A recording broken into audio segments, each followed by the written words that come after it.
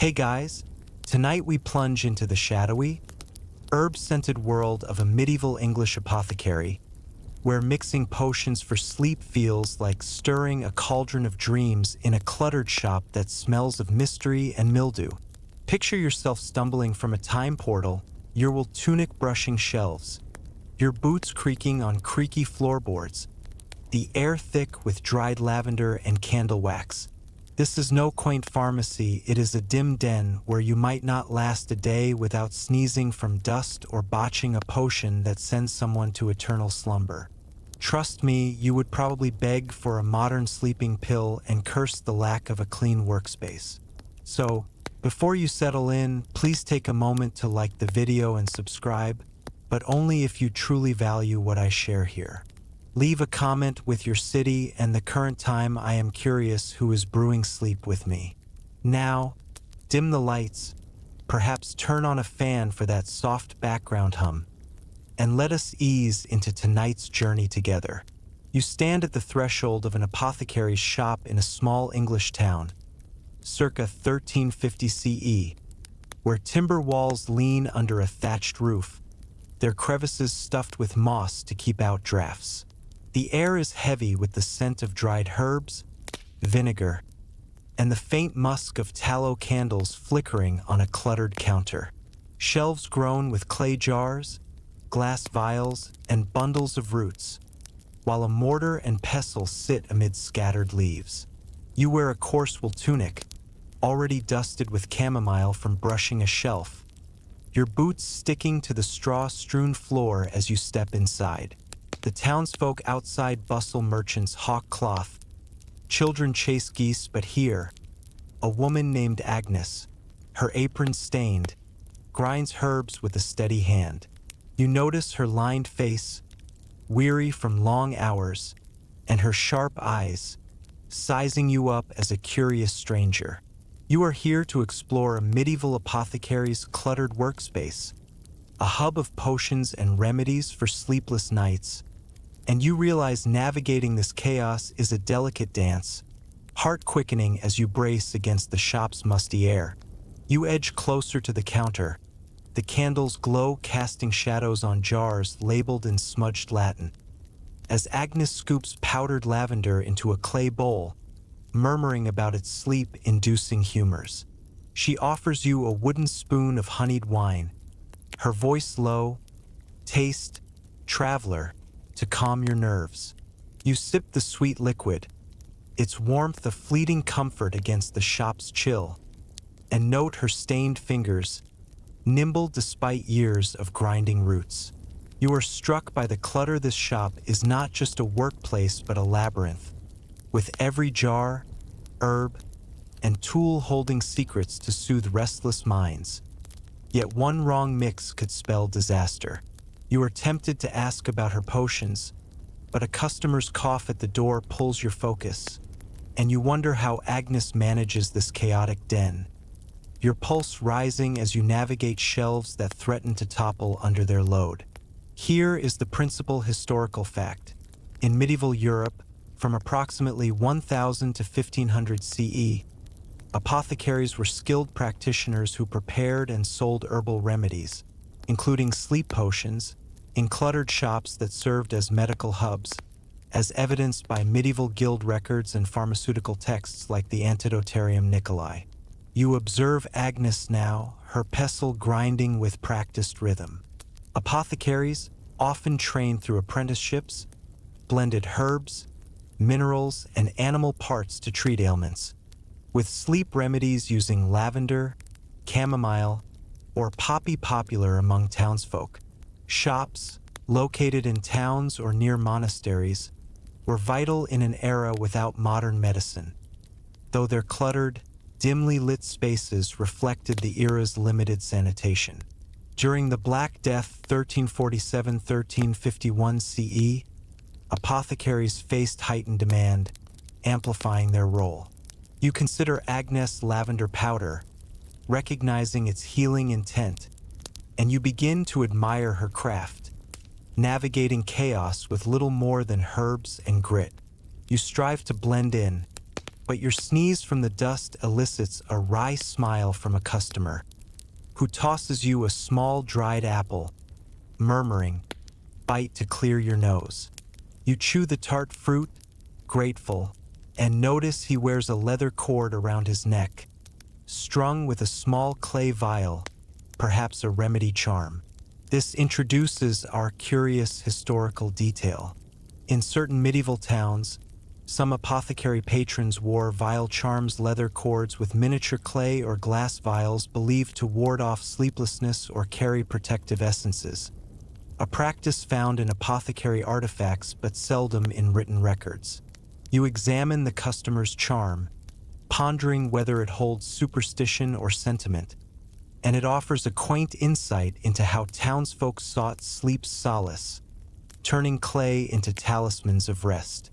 You are inclined to inquire about it, but Agnes calls you to help sort herbs, and you focus on the task, suppressing your urge to rub your itchy eyes. You begin to sense the shop's rhythm, a cluttered pulse of grinding and mixing amid the town's bustle. You overhear a woman lament a sleepless kin plagued by nightmares, prompting hushed murmurs from customers. You catch Agnes' focused glance, her hands never pausing, and it dawns on you this workspace not only crafts potions but carries hopes, with Pandora's jar like remedies threading through every bundle or vial. You recall the Subura's torchlit markets, where vendors hawked cures, and recognize the shop as a humbler stage, where apothecaries craft shapes medieval health. This leads to a matter historians continue to debate. Did medieval apothecaries primarily advance medical knowledge or perpetuate superstitious practices? Some scholars assert they advanced knowledge, laying groundwork for pharmacy through herbal expertise, as seen in early pharmacopoeias. Others argue they perpetuated superstition, relying on charms and unproven remedies, a perspective in medical histories. You observe Agnes' careful measure, wondering if it is science or spell, and lean toward knowledge. Yet, consensus eludes, as scholars prefer to dispute a potion's efficacy over conceding both factors' roles. You adapt to the shop to an extent.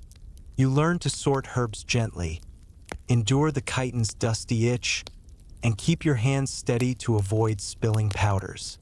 You pass the apple's core to a scrawny sparrow perched on a shelf, earning a flutter, and refocus on Agnes, who shows you how to bundle chamomile without crushing it.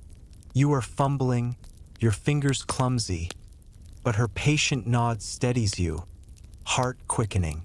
You begin to grasp why the apothecary's workspace defined medieval healing not mere clutter but a vital haven, testing Agnes' resolve in every ground herb. You glance at a passing customer, his cough cutting through the shop's hum, and breathe cautiously, the Subura's torchlight calling you back.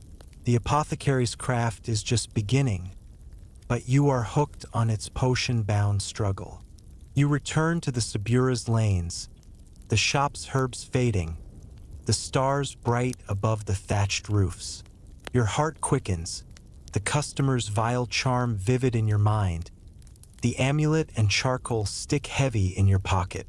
You pass a hut, where a woman weaves by lamplight, and you are tempted to linger, but your legs ache.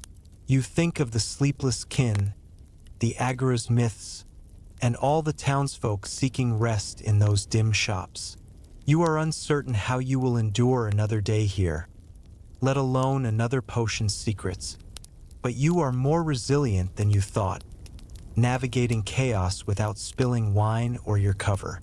You head toward your rented room, the shop's pulse faint under the night, ready for the next chapter in this potion-riddled tale, eager to unravel more of its tangled threads. You step away from Agnes' dimly lit apothecary shop, the musty scent of her lavender powder still clinging to your fingers like a Subura alchemist's dust after a busy market day. Your wool tunic is speckled with chamomile from sorting herbs, your boots sticky with straw from the shop's cluttered floor. The customer's vile charm, A clay pendant for restful sleep lingers in your memory, alongside the clay hand amulet, charcoal stick, and paint-stained rags tucked in your pocket, each a relic of your exploration of the apothecary's chaotic workspace. The air shifts to a crisp, earthy breeze as you wander to a meadow on the town's outskirts, its wild grasses swaying under a gray dawn. It is 1350 CE, and medieval apothecaries rely on nature's bounty to craft sleep potions, harvesting herbs with care. You are drawn to a field where villagers gather plants for remedies. Welcome to a world of herbs for sleep, where you gather plants used in soothing potions. Fair warning, it is pricklier than a Subura garden's thorns, and foraging these herbs will test your patience more than a dusty shop's shelves. You step into the meadow, its damp soil soft underfoot, the air rich with the scent of wild mint, damp earth, and the faint hum of bees weaving through clover. Patches of lavender, chamomile, and valerian. The field, their blooms swaying in the breeze, while a distant hedgerow hides rarer plants. You are surrounded by villagers' herbalists in patched cloaks, women with woven baskets, and children clutching handfuls of stems, their faces flushed with the morning's chill. Your tunic snags on a bramble. Your boots sink into mud as you join a group led by a herbalist named Marjorie, her apron bulging with clippings, her hands deftly plucking lavender stalks. You notice her weathered fingers, stained green from sap, and her sharp gaze, scanning the field for the best yields. You are here to gather plants used in sleep potions, a meticulous task that fuels the apothecary's craft, and you realize each herb holds a fragile promise of rest, heart quickening as you brace against the meadow's tangled growth. You crouch beside Marjorie, the lavender scent sharp in your nose, as she shows you how to snap stalks without bruising their oils. Her voice low, pluck gently, traveler, to keep the sleep strength.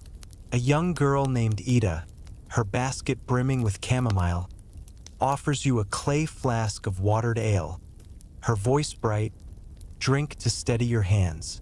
You sip the bitter brew, its chill a stark contrast to Agnes' honeyed wine, and note Ida's nimble fingers, tying herb bundles with twine, yet smudged with dirt from eager foraging. You are struck by the labor herb gathering here is not mere picking but a skilled art, with each plant's properties vital for potions, yet a wrong choice could yield a useless or harmful brew. You are tempted to ask about valerian's strength, but a boy's yelp as he pricks his hand on nettles pulls your focus, and you wonder how villagers master this prickly craft, your hands fumbling as you clutch the flask, wary of crushing delicate blooms.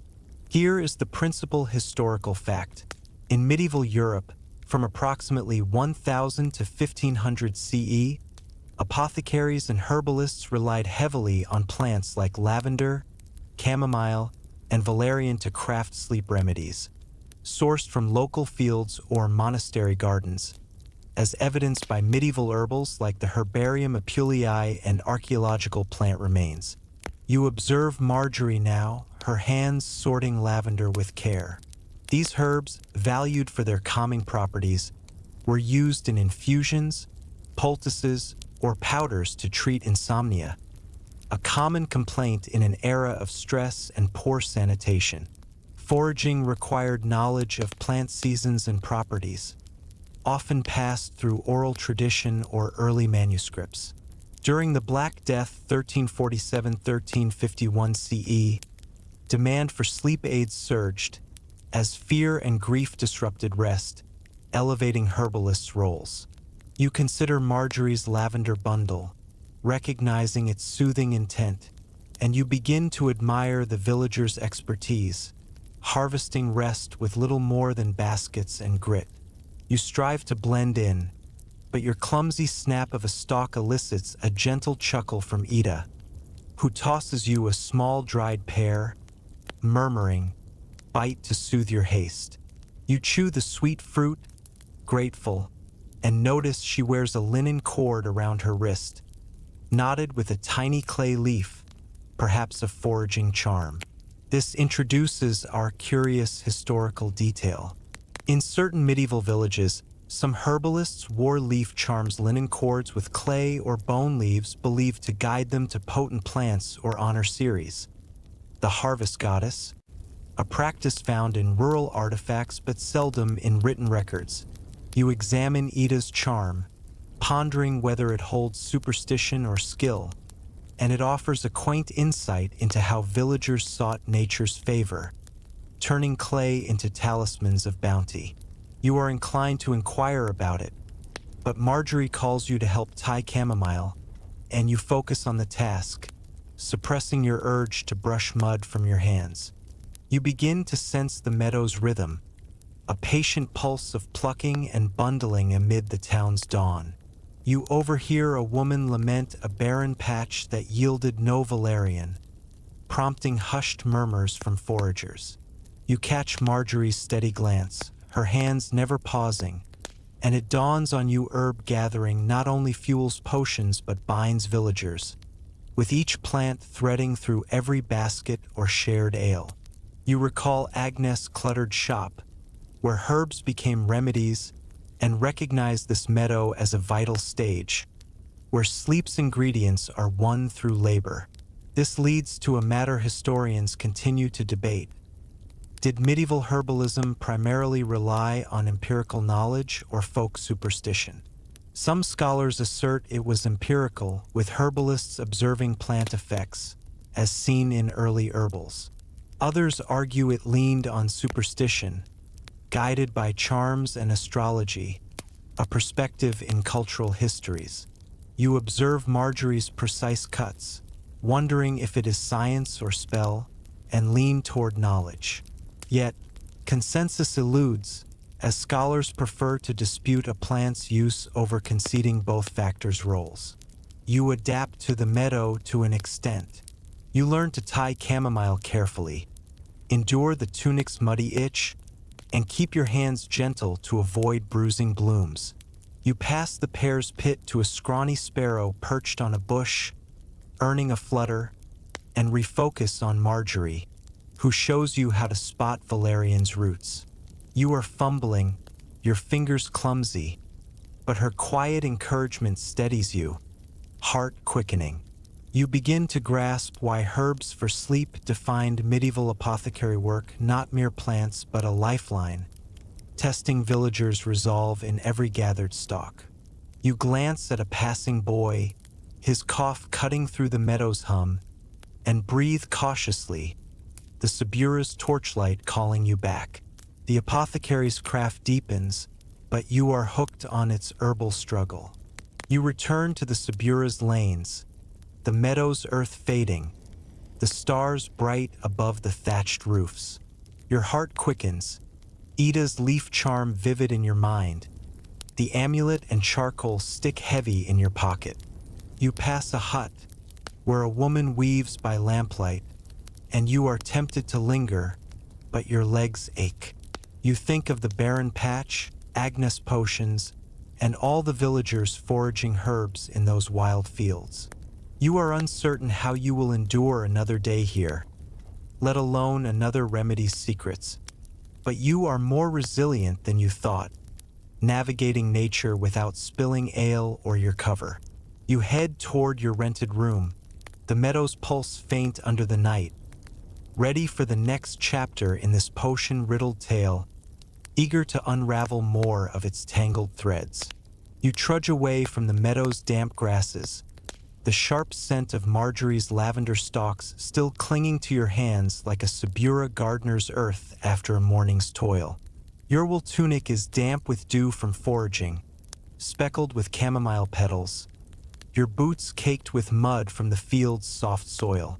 Ida's leaf charm, a clay pendant for fruitful harvests, lingers in your memory, alongside the clay hand amulet, charcoal stick, and paint-stained rags tucked in your pocket, each a relic of your gathering of herbs for sleep potions. The air shifts to a warmer, incense-laden breeze as you wander back to the English town. Its cobblestone streets leading to a small chapel where villagers share tales of sleep's mysteries. It is 1350 CE, and medieval apothecaries draw on ancient beliefs about sleep to craft their remedies. Blending folklore with faith, you are drawn to a gathering where a wise woman recounts sleep's lore. Welcome to a world of ancient sleep lore, where you learn medieval beliefs about sleep's enigmatic nature. Fair warning, it is stranger than a Subura soothsayer's dream, and unraveling these tales will test your credulity more than a meadow's thorns. You step into the chapel's stone nave, its walls damp with age, the air thick with beeswax, frankincense, and the faint hum of murmured prayers rising from wooden benches. A single candle flickers on an altar, casting shadows on a carved cross and a clay statue of St. Jude, patron of lost causes. You are surrounded by villagers' elders in patched cloaks, women clutching rosaries, and children huddled close, their faces lit with curiosity or fear. Your tunic clings, your boots creak on the stone floor as you settle on a bench beside a wise woman named Beatrice, her shawl embroidered, her voice low as she spins tales of sleep's mysteries. You notice her gnarled hands, folding a sprig of rosemary, and her knowing eyes, drawing listeners into her lore. You are here to learn medieval beliefs about sleep, a realm of spirits, humors, and divine will that shapes apothecary potions, and you realize these tales are as potent as herbs, heart-quickening as you brace for Beatrice's eerie whispers. You sit closer to the altar, the candle's glow softening the chapel's chill, as Beatrice recounts how sleep is a gift from God, yet haunted by spirits that steal rest or send visions. She offers you a clay cup of herbed ale, her voice gentle, drink, traveler, to ward off night's shadows. You sip the bitter brew, its tang sharper than Marjorie's meadow ale, and note her steady hands, sprinkling rosemary as she speaks of humor's melancholy or collar disrupting slumber. You are struck by the strangeness sleep lore here is not mere superstition but a tapestry of faith, medicine, and fear, with villagers believing potions balance body and soul, yet wary of demons lurking in dreams. You are tempted to ask about nightmares' causes, but a child's gasp at a tale of sleep sprites pulls your focus, and you wonder how villagers navigate these mystic beliefs, your mind swirling as you clutch the cup, seeking truth in a lore that feels more like a riddle than rest. Here is the principal historical fact. In medieval Europe, from approximately 1000 to 1500 CE, sleep was understood through a blend of religious, humoral, and folkloric beliefs, influencing apothecary remedies and daily life, as evidenced by medieval medical texts like Hildegard of Bingen's Physica and ecclesiastical records. You observe Beatrice now, her rosemary sprig raised as she speaks of divine sleep. Medieval people viewed sleep as a divine gift, governed by God but vulnerable to humoral imbalances, excess phlegm, or melancholy treated with herbs like valerian or poppy. Folklore included spirits or demons causing insomnia or nightmares, often countered by prayers or charms. During the Black Death 1347-1351 CE, disrupted sleep was linked to fear and divine punishment, increasing reliance on apothecary potions. These beliefs shaped remedies, blending science with spirituality. You consider Beatrice's herbed ale, recognizing its sacred intent, and you begin to admire the villagers' faith, seeking rest with little more than tales and rosemary. You strive to blend in, but your skeptical squint at a sprite tale elicits a soft chuckle from a villager, who tosses you a small dried apple, murmuring, "Bite to ease your doubts." You chew the tart fruit, grateful, and notice he wears a leather cord around his neck, strung with a small clay crescent moon, perhaps a sleep charm. This introduces our curious historical detail.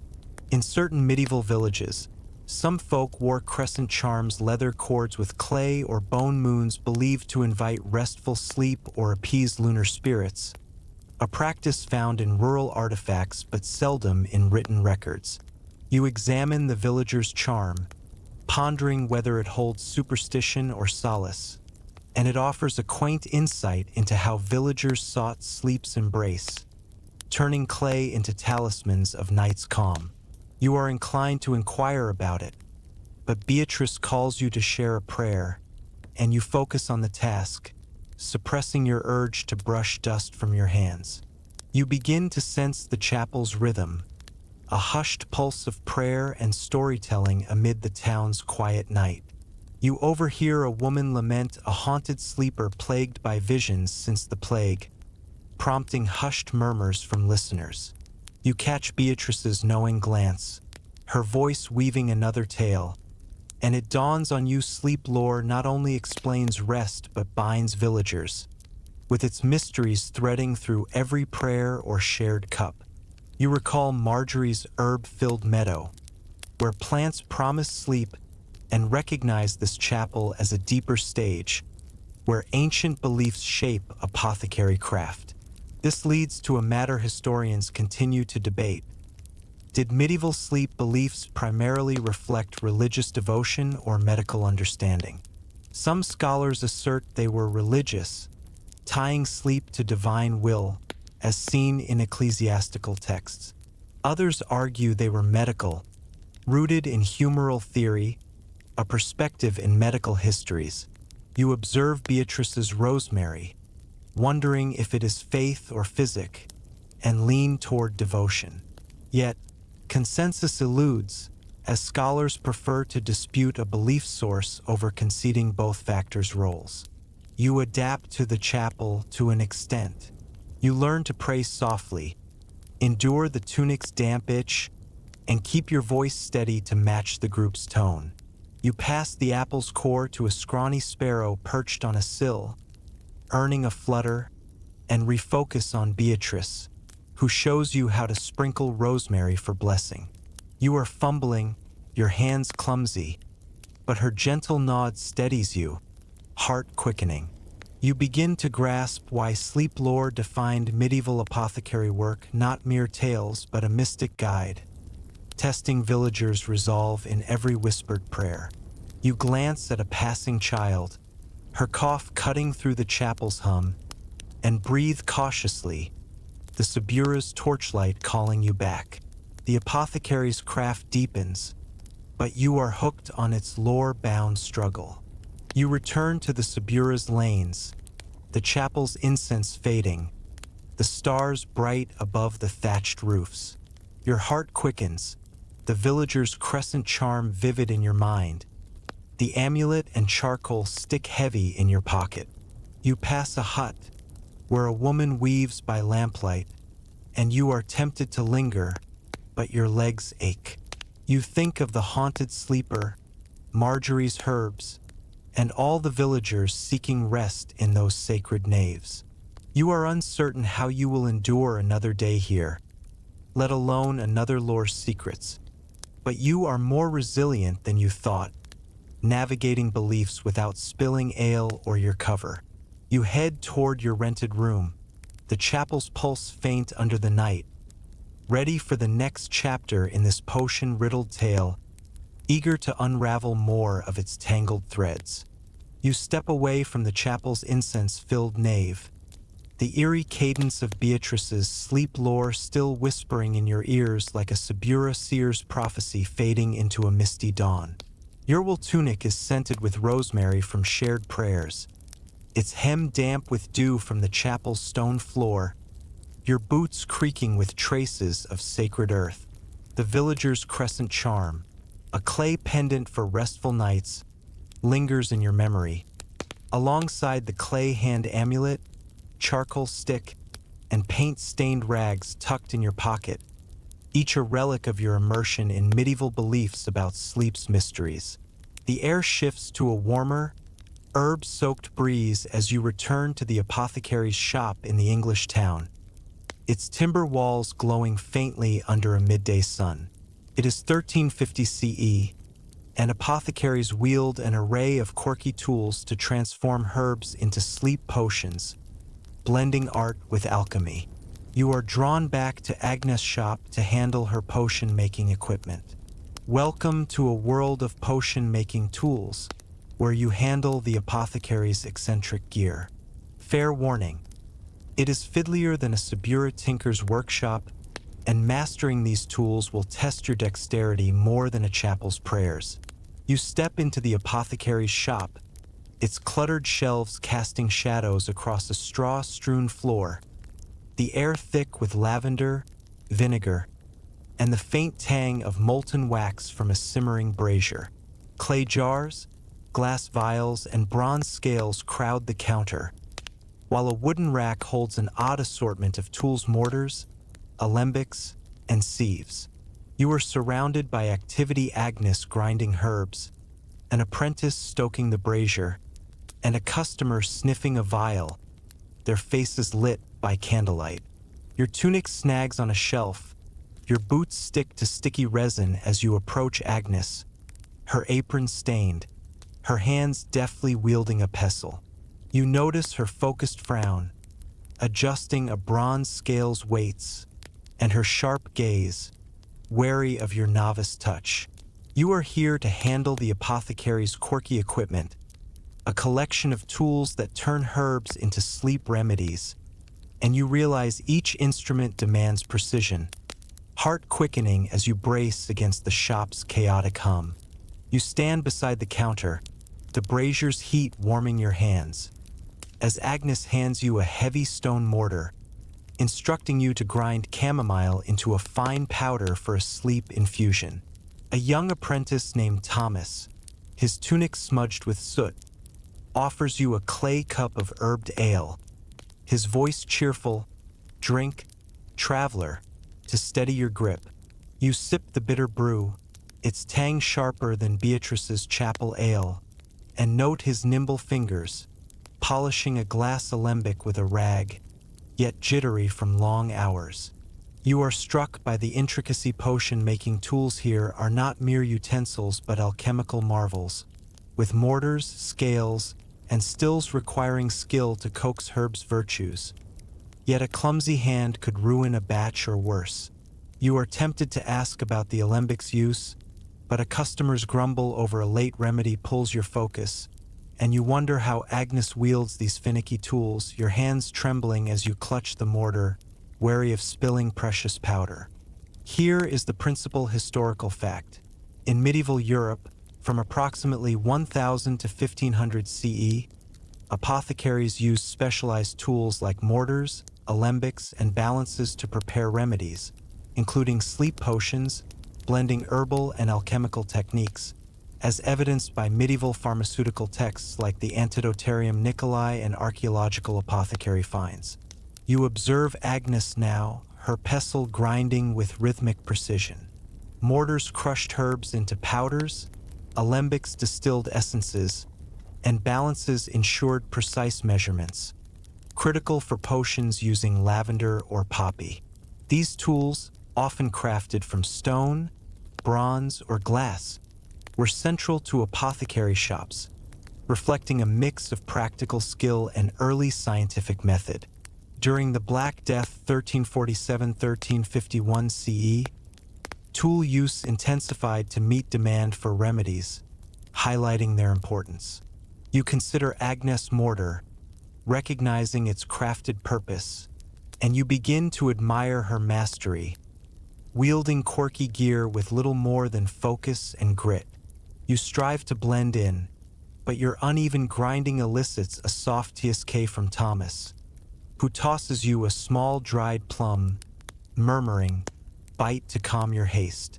You chew the tart fruit, grateful, and notice he wears a leather cord around his neck, strung with a small bronze gear, perhaps a tool charm.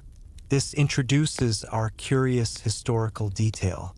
In certain medieval apothecary workshops, some apprentices wore gear charms, leather cords with bronze or clay gears believed to ensure tool precision or honor Saint Eligius, patron of craftsmen, a practice found in workshop artifacts but seldom in written records. You examine Thomas' charm, pondering whether it holds superstition or pride, and it offers a quaint insight into how apprentices sought skill, turning bronze into talismans of craft's finesse. You are inclined to inquire about it, but Agnes calls you to weigh poppy seeds, and you focus on the task, suppressing your urge to wipe resin from your fingers. You begin to sense the shop's rhythm, a meticulous pulse of grinding and measuring amid the town's midday hum. You overhear a customer lament a spoiled potion ruined by a cracked alembic, prompting hushed murmurs from the apprentice. You catch Agnes' steady glance, her hands adjusting the scale's weights, and it dawns on you these tools not only craft remedies but carry trust, with their quirks threading through every vial or shared ale. You recall Beatrice's sleep lore, where spirits haunted rest, and recognize this shop as a practical stage, where tools bridge myth and medicine. This leads to a matter historians continue to debate. Did medieval apothecary tools primarily advance pharmaceutical precision or rely on trial and error craftsmanship? Some scholars assert they advanced precision, enabling measured remedies, as seen in early pharmacopoeias. Others argue they relied on trial and error, limited by crude designs, a perspective in technological histories. You observe Agnes' bronze scale, wondering if it is precision or practice, and lean toward precision. Yet, consensus eludes, as scholars prefer to dispute a tool's design over conceding both factors' roles. You adapt to the shop to an extent. You learn to weigh seeds carefully, endure the tunic's sticky itch, and keep your hands steady to avoid tipping the scale. You pass the plum's pit to a scrawny sparrow perched on a rafter, earning a flutter, and refocus on Agnes, who shows you how to measure poppy without spilling. You are fumbling, your fingers clumsy, but her brisk nod steadies you, heart quickening. You begin to grasp why potion-making tools defined medieval apothecary work, not mere gear but a crafted art, testing Agnes' resolve in every measured grain. You glance at a passing customer, his cough cutting through the shop's hum, and breathe cautiously, the Subura's torchlight calling you back. The apothecary's craft deepens, but you are hooked on its tool-bound struggle. You return to the Subura's lanes, the shop's resin fading, the stars bright above the thatched roofs. Your heart quickens, Thomas' gear charm vivid in your mind, the amulet and charcoal stick heavy in your pocket. You pass a hut, where a woman weaves by lamplight, and you are tempted to linger, but your legs ache. You think of the spoiled potion, Beatrice's lore, and all the townsfolk relying on tools in those dim shops. You are uncertain how you will endure another day here, let alone another remedy's secrets, but you are more resilient than you thought, navigating craft without spilling ale or your cover. You head toward your rented room, the shop's pulse faint under the night, ready for the next chapter in this potion-riddled tale, eager to unravel more of its tangled threads. You shuffle away from Agnes' cluttered apothecary shop, the sticky residue of her poppy seeds still clinging to your fingers like a Subura tinker's grease after a long day's work. Your wool tunic is smudged with resin from handling her quirky tools, your boots creaking with straw from the shop's chaotic floor. Thomas' gear charm, a bronze pendant for tool precision, lingers in your memory, alongside the clay hand amulet, charcoal stick, and paint-stained rags tucked in your pocket, each a relic of your fumbling with potion-making equipment. The air shifts to a damp, cobblestone-scented breeze as you linger in the town's bustling market square. It stalls alive with trade under a gray afternoon sky. It is 1350 CE, and apothecaries serve a stream of sleepless customers, each with tales of restless nights. You are drawn back to Agnes' shop, now crowded with clients seeking sleep remedies. Welcome to a world of customers' sleepless woes, where you meet townsfolk desperate for restful potions. Fair warning, it is heavier than a Subura beggar's plea, and navigating their troubles will test your heart more than a mortar's grind. You step back into the apothecary's shop, its timber walls groaning under shelves of clay jars, the air thick with chamomile, vinegar, and the faint hum of anxious voices rising over a flickering brazier. Customers crowd the counter, a merchant rubbing his eyes, a widow clutching a rosary, and a laborer shifting nervously, each awaiting Agnes remedies. Your tunic snags on a vial rack.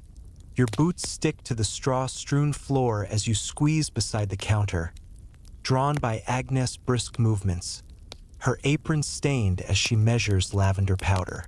You notice her weary nod, acknowledging each client's woes, and her sharp eyes, gauging their needs with practiced care. You are here to meet clients seeking sleep remedies, a parade of townsfolk whose sleeplessness reveals the weight of medieval life, and you realize each plea carries a story, heart-quickening as you brace for the shop's restless clamor. You stand by the counter, the brazier's heat warming your hands, as Agnes listens to a merchant named William, his voice hoarse, lamenting nights spent fretting over trade debts that banish sleep. She offers you a clay cup of herbed wine, her voice low, "Sip, traveler," to share their burdens. You taste the bitter brew, its tang sharper than Thomas shop ale, and note her steady hands, blending valerian with honey for William's potion, yet pausing to hear his tale. You are struck by the desperation. These customers are not mere buyers but seekers, their sleepless woes tied to fears, grief, or toil, each hoping Agnes' craft will bring rest where prayers have failed. You are tempted to ask about William's debts, but a widow's soft sob over her lost kin pulls your focus, and you wonder how Agnes bears these heavy tales. Your thoughts heavy as you clutch the cup, wincing at the crowd's restless hum. Here is the principal historical fact. In medieval Europe, from approximately 1000 to 1500 CE, apothecaries were vital community figures who treated sleeplessness, a widespread issue caused by stress, illness, or poor living conditions, as evidenced by medieval medical texts like the Trotula and Apothecary Guild records. You observe Agnes now, her hands measuring valerian with care. Insomnia plagued medieval townsfolk, driven by economic worries, plague fears, or malnutrition, with sleep seen as essential for balancing bodily humors. Apothecaries offered remedies lavender, chamomile, or poppy infusions tailored to clients' needs, often serving as confidants for their troubles. During the Black Death 1347-1351 CE, sleeplessness surged, increasing demand for potions as fear disrupted rest. You consider William's haggard face, recognizing his plea's urgency, and you begin to admire Agnes' compassion, soothing woes with little more than herbs and patience. You strive to blend in, but your sympathetic nod at the widow's sob elicits a faint smile from a laborer, who tosses you a small dried date, murmuring, "Chew to lighten your heart." You bite the sweet fruit, grateful, and notice he wears a leather cord around his wrist, knotted with a small clay star, perhaps a rest charm. This introduces our curious historical detail. In certain medieval towns, some apothecary clients wore star charms, leather cords with clay or bone stars believed to guide sleep's gentle spirits or honor the Virgin Mary's protection, a practice found in apothecary artifacts but seldom in written records. You examine the laborer's charm, pondering whether it holds faith or fancy, and it offers a quaint insight into how townsfolk sought rest, turning clay into talismans of night's peace. You are inclined to inquire about it, but Agnes calls you to help pour a potion, and you focus on the task, suppressing your urge to wipe resin from your hands. You begin to sense the shop's rhythm, a tender pulse of remedy and reassurance amid the town's bustle. You overhear a customer lament a cursed night plagued by fevered dreams since the plague, prompting hushed murmurs from the crowd. You catch Agnes' empathetic glance, her hands steady as she seals a vial, and it dawns on you these sleepless woes not only seek cures but bind the community, with each tale threading through every potion or shared wine. You recall Beatrice's chapel lore, where spirits haunted sleep, and recognize this shop as a heartfelt stage, where customers' troubles shape apothecary work. This leads to a matter historians continue to debate. Did apothecaries primarily serve as medical practitioners or social caregivers? Some scholars assert they were practitioners, focusing on remedies, as seen in pharmaceutical texts. Others argue they were caregivers addressing emotional and social needs, a perspective in social histories. You observe Agnes' gentle nod, wondering if it is medicine or mercy, and lean toward caregiving. Yet, consensus eludes, as scholars prefer to dispute a potion's purpose over conceding both factors' roles. You adapt to the shop to an extent. You learn to pour potions carefully, endure the tunic's sticky itch, and keep your hands steady to avoid spilling. You pass the date's pit to a scrawny sparrow perched on a shelf, earning a flutter, and refocus on Agnes, who shows you how to seal vials without dripping. You are fumbling, your fingers clumsy, but her calm encouragement steadies you, heart quickening. You begin to grasp why customers' woes defined medieval apothecary work, not mere complaints but a human cry, testing Agnes' resolve in every measured dose.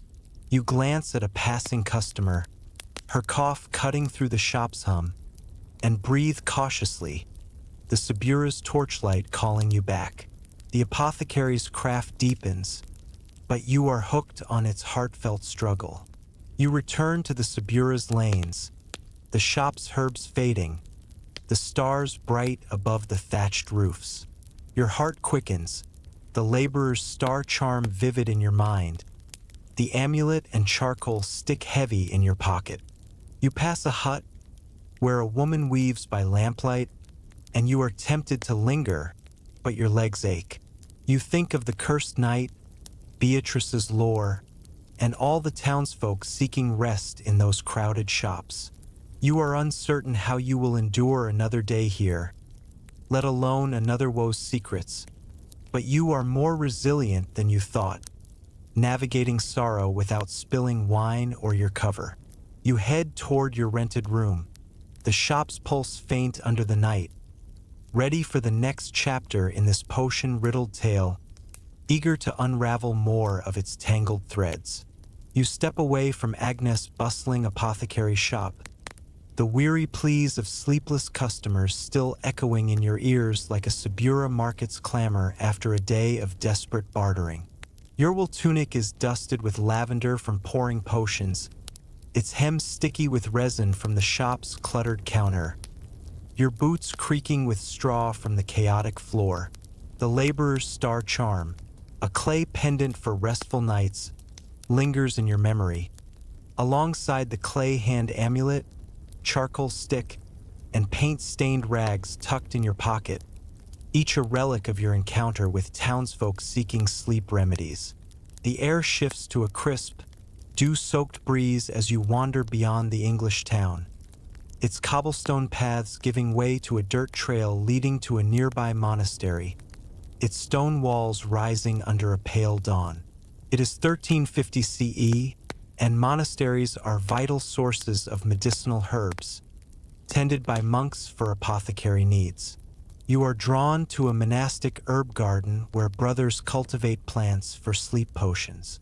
Welcome to a world of monastic herb gardens, where you visit monks nurturing nature's remedies. Fair warning, it is quieter than a Subura cloister's hush, and tending these plants will test your calm more than a shop's restless crowd. You step through the monastery's iron gate, its stone courtyard flanked by cloisters, the air rich with damp soil, rosemary, and the faint chant of monks praying in a distant chapel. Neat rows of lavender, chamomile, and valerian bloom in raised beds, their leaves glistening with morning dew, while a wooden trellis supports climbing hops. You are surrounded by monks' brothers in coarse habits, their hands calloused from digging, and novices scattering compost, their faces serene yet focused. Your tunic brushes a lavender bush.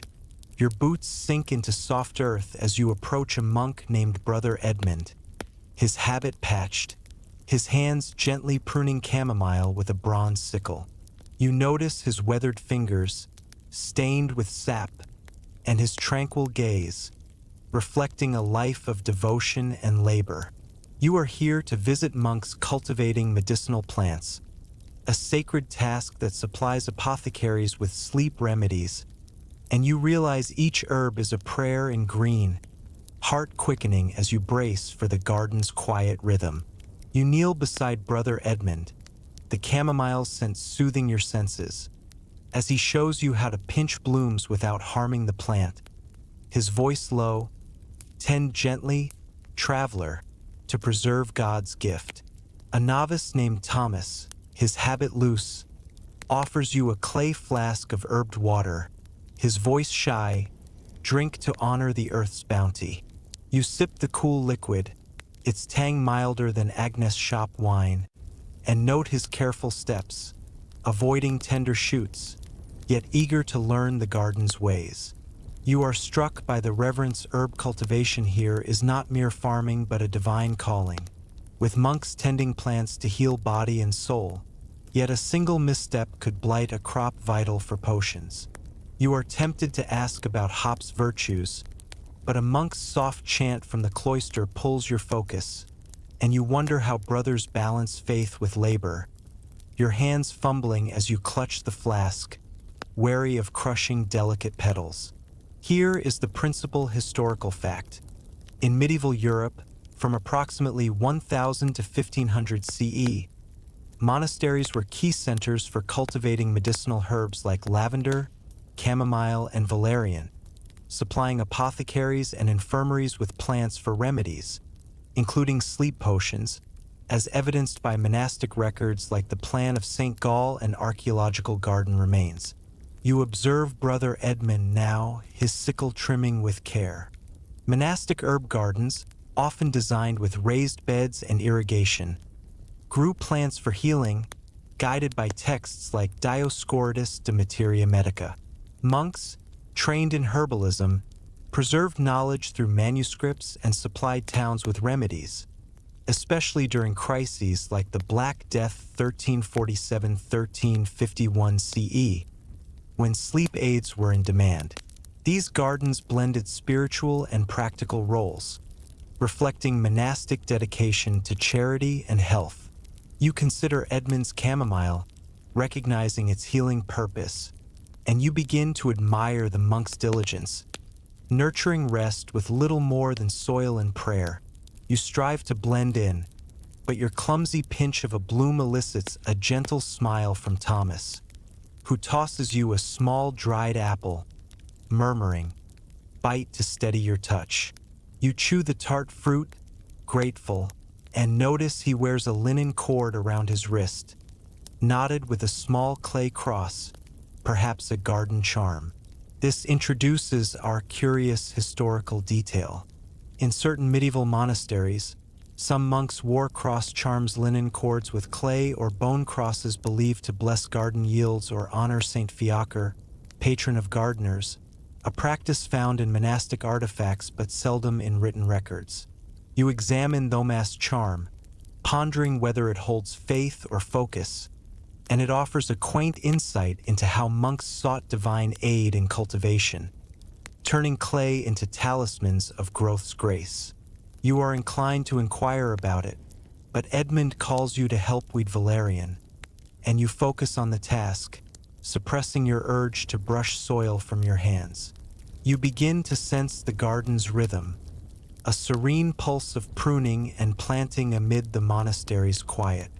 You overhear a monk lament a blighted crop ruined by frost, prompting hushed murmurs from novices. You catch Edmund's tranquil glance, his hands never pausing, and it dawns on you herb cultivation not only heals but binds the brothers, with each plant threading through every prayer or shared water. You recall Agnes' sleepless customers, whose woes drove potion demand, and recognize this garden as a sacred stage, where monks' labor fuels apothecary work. This leads to a matter historians continue to debate. Did monastic herb gardens primarily serve medicinal needs or spiritual devotion? Some scholars assert they met medicinal needs, supplying remedies to communities, as seen in infirmary records. Others argue they served devotion, reflecting monastic worship through labor, a perspective in religious histories. You observe Edmund's careful pruning, wondering if it is medicine or meditation, and lean toward devotion. Yet, consensus eludes, as scholars prefer to dispute a garden's purpose over conceding both factors' roles. You adapt to the garden to an extent. You learn to weed valerian gently, endure the tunic's muddy itch, and keep your hands steady to avoid uprooting plants. You pass the apple's core to a scrawny sparrow perched on a trellis, earning a flutter, and refocus on Edmund, who shows you how to trim chamomile without waste. You are fumbling, your fingers clumsy, but his quiet encouragement steadies you, heart quickening. You begin to grasp why monastic gardens defined medieval apothecary work, not mere fields but sacred plots, testing monks' resolve in every tended root. You glance at a passing novice, his cough cutting through the garden's hush, and breathe cautiously, the Subura's torchlight calling you back. The apothecary's craft deepens, but you are hooked on its monastic struggle. You return to the Subura's lanes, the garden's earth fading, the stars bright above the thatched roofs. Your heart quickens, Thomas cross charm vivid in your mind, the amulet and charcoal stick heavy in your pocket. You pass a hut, where a woman weaves by lamplight, and you are tempted to linger, but your legs ache. You think of the blighted crop, Agnes' woes, and all the monks tending herbs in those quiet cloisters. You are uncertain how you will endure another day here, let alone another garden's secrets, but you are more resilient than you thought, navigating faith without spilling water or your cover. You head toward your rented room, the monastery's pulse faint under the night, ready for the next chapter in this potion-riddled tale, eager to unravel more of its tangled threads. You trudge away from the monastery's dew-kissed herb garden, the earthy scent of Brother Edmund's chamomile still lingering on your hands like a Subura gardener's soil after a quiet harvest. Your wool tunic is damp with morning mist, speckled with valerian leaves from weeding, your boots heavy with cloister earth. Thomas cross charm, a clay pendant for blessed yields, lingers in your memory, alongside the clay hand amulet, charcoal stick, and paint-stained rags tucked in your pocket, each a relic of your visit to monks cultivating medicinal plants. The air shifts to a warm, resinous breeze as you return to the English town, its cobblestone streets bustling under a midday sun, leading you back to Agnes' apothecary shop. It is 1350 CE, and apothecaries often blend alchemy's arcane secrets into their sleep potions, seeking mystical potency. You are drawn to Agnes' shop, where an alchemist shares recipes for sleep elixirs. Welcome to a world of alchemy's sleep secrets, where you delve into alchemical sleep potion recipes. Fair warning, it is murkier than a Subura alchemist's brew, and unraveling these recipes will test your nerve more than a monk's serene garden. You step into the apothecary's shop, its timber walls cloaked in shadows, the air thick with lavender, sulfur, and the sharp tang of molten lead from a simmering alembic. Shelves brim with clay jars, glass vials, and curious tools: a retort, crucible, and astrolabe, while a parchment of cryptic symbols lies open on the counter. You are surrounded by activity: Agnes mixing powders, a customer sniffing a vial, and an alchemist named Master Roland, his robe patched, stirring a bubbling concoction. Your tunic brushes a jar. Your boots stick to the straw-strewn floor as you approach Roland, his hands deftly measuring quicksilver with a bronze spoon. You notice his ink-stained fingers, tracing a star chart, and his intense gaze, lost in alchemical mysteries. You are here to delve into alchemical sleep potion recipes, a blend of herbs and arcane elements meant to lure rest, and you realize each formula teeters between science and sorcery, heart-quickening as you brace for the shop's enigmatic hum. You stand beside the counter, the alembic steam warming your face, as Roland explains a sleep elixir combining valerian, poppy, and a pinch of powdered moonstone, believed to align the soul's humors with lunar tides. A young apprentice named Ida, her apron smudged, offers you a clay cup of herbed ale, her voice cautious: drink, traveler, to brave the alchemist's art. You sip the bitter brew, its tang sharper than Brother Edmund's garden water, and note her steady hands, grinding charcoal for a potion base, yet wary of Roland's volatile mixtures. You are struck by the strangeness: alchemy here is not mere potion making but a mystic quest, with recipes blending herbs, metals, and star-guided rituals to chase sleep. Yet a wrong dose could spell danger or delusion. You are tempted to ask about Moonstone's power, but a customer's gasp as a phial bubbles over pulls your focus, and you wonder how Roland navigates these arcane secrets, your hands unsteady as you clutch the cup, wary of the alembic's hissing steam. Here is the principal historical fact. In medieval Europe, from approximately 1000 to 1500 CE, alchemy influenced apothecary practices, with alchemists contributing recipes for sleep potions that blended herbal remedies with mystical elements like metals or astrological timing, as evidenced by medieval alchemical texts like the Liber de Composition Alchimiae and apothecary records. You observe Roland now, his spoon stirring with deliberate care. Alchemists, seeking to transform matter and perfect the soul, collaborated with apothecaries, adding ingredients like quicksilver or moonstone to potions, believing they enhanced efficacy through cosmic alignment. These recipes, often recorded in coded manuscripts, aimed to balance humors and induce rest, though their safety was dubious. During the Black Death 1347–1351 CE, alchemical remedies gained popularity as desperate townsfolk sought sleep amid fear, amplifying alchemy's role in apothecary craft. You consider Roland's bubbling elixir, recognizing its esoteric allure, and you begin to admire his daring, blending mystery with medicine despite the risks. You strive to blend in, but your wide-eyed stare at the moonstone elicits a wry nod from Ida, who tosses you a small dried plum, murmuring, "Chew to ground your thoughts." You bite the tart fruit, grateful, and notice she wears a linen cord around her neck, strung with a small clay alembic, perhaps an alchemist's charm. This introduces our curious historical detail. In certain medieval apothecary shops, some apprentices wore alembic charms, linen cords with clay or bronze alembics believed to ensure successful distillations or honor Hermes Trismegistus, the mythical alchemical patron, a practice found in workshop artifacts but seldom in written records.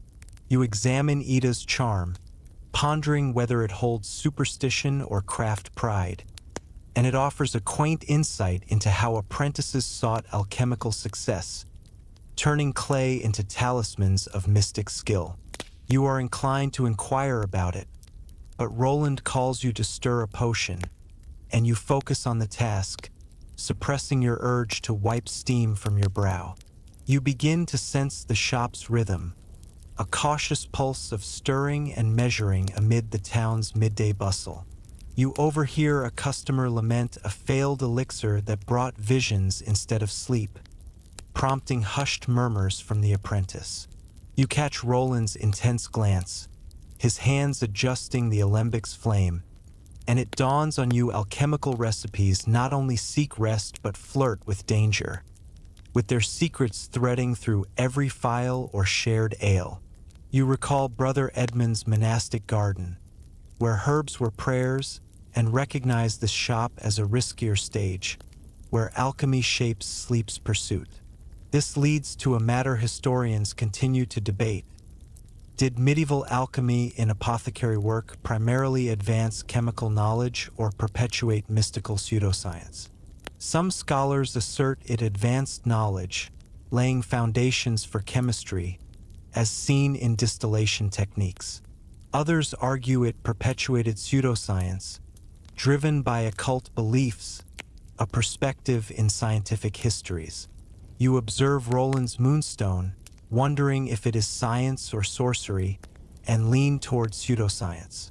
Yet, consensus eludes, as scholars prefer to dispute an elixir's intent over conceding both factors' roles. You adapt to the shop to an extent. You learn to stir potions gently, endure the tunic's sticky itch, and keep your hands steady to avoid scalding.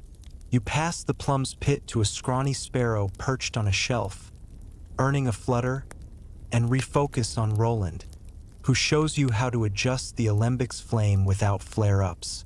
You are fumbling, your fingers clumsy, but his curt nod steadies you, heart quickening. You begin to grasp why alchemy's secrets defined medieval apothecary work, not mere recipes, but a daring art, testing Roland's resolve in every mystic blend. You glance at a passing customer, his cough cutting through the shop's hum, and breathe cautiously, the Subura's torchlight calling you back. The apothecary's craft deepens, but you are hooked on its alchemical struggle. You return to the Subura's lanes, the shop's sulfur fading, the stars bright above the thatched roofs. Your heart quickens, Ida's alembic charm vivid in your mind, the amulet and charcoal stick heavy in your pocket. You pass a hut, where a woman weaves by lamplight, and you are tempted to linger, but your legs ache. You think of the failed elixir, Edmund's herbs, and all the apothecaries blending alchemy in those dim shops. You are uncertain how you will endure another day here, let alone another recipe's secrets. But you are more resilient than you thought, navigating mystery without spilling ale or your cover. You head toward your rented room, the shop's pulse faint under the night, ready for the next chapter in this potion-riddled tale, eager to unravel more of its tangled threads.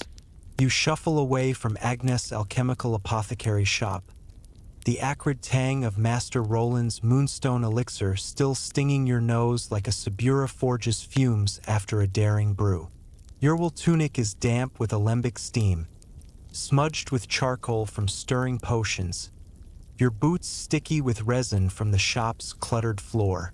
Ida's alembic charm, a clay pendant for alchemical precision, lingers in your memory, alongside the clay hand amulet, charcoal stick, and paint-stained rags tucked in your pocket, each a relic of your delve into alchemy's sleep secrets.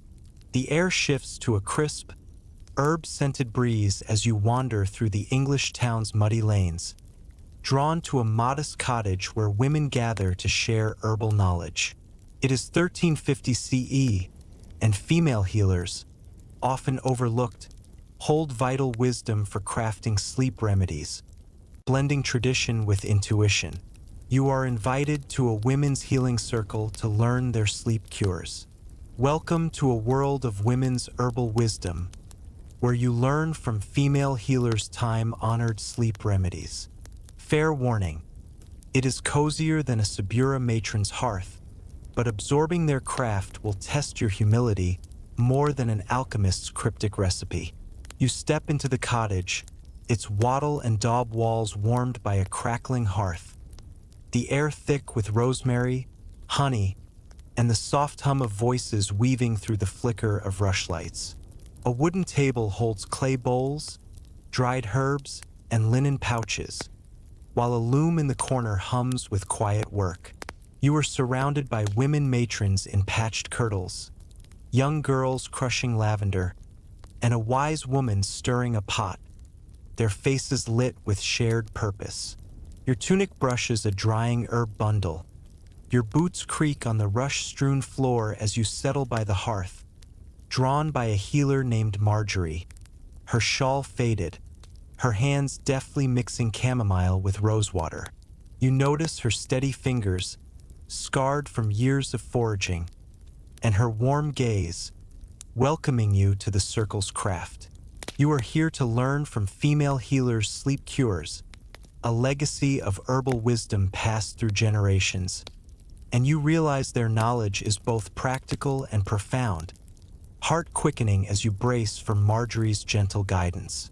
You sit by the hearth, the fire's glow easing the cottage's chill, as Marjorie demonstrates a sleep sachet of lavender, valerian, and dried rose petals, meant to calm restless minds when tucked under a pillow. A young girl named Beatrice, her kirtle smudged with sap, offers you a clay cup of herbed ale, her voice shy, drink, traveler, to share our ways.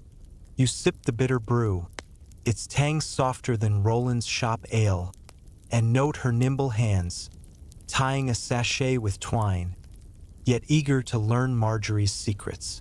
You are struck by the intimacy these women's cures are not mere remedies but acts of care, blending herbs with oral traditions to soothe sleeplessness, though their work often faces scorn from learned physicians.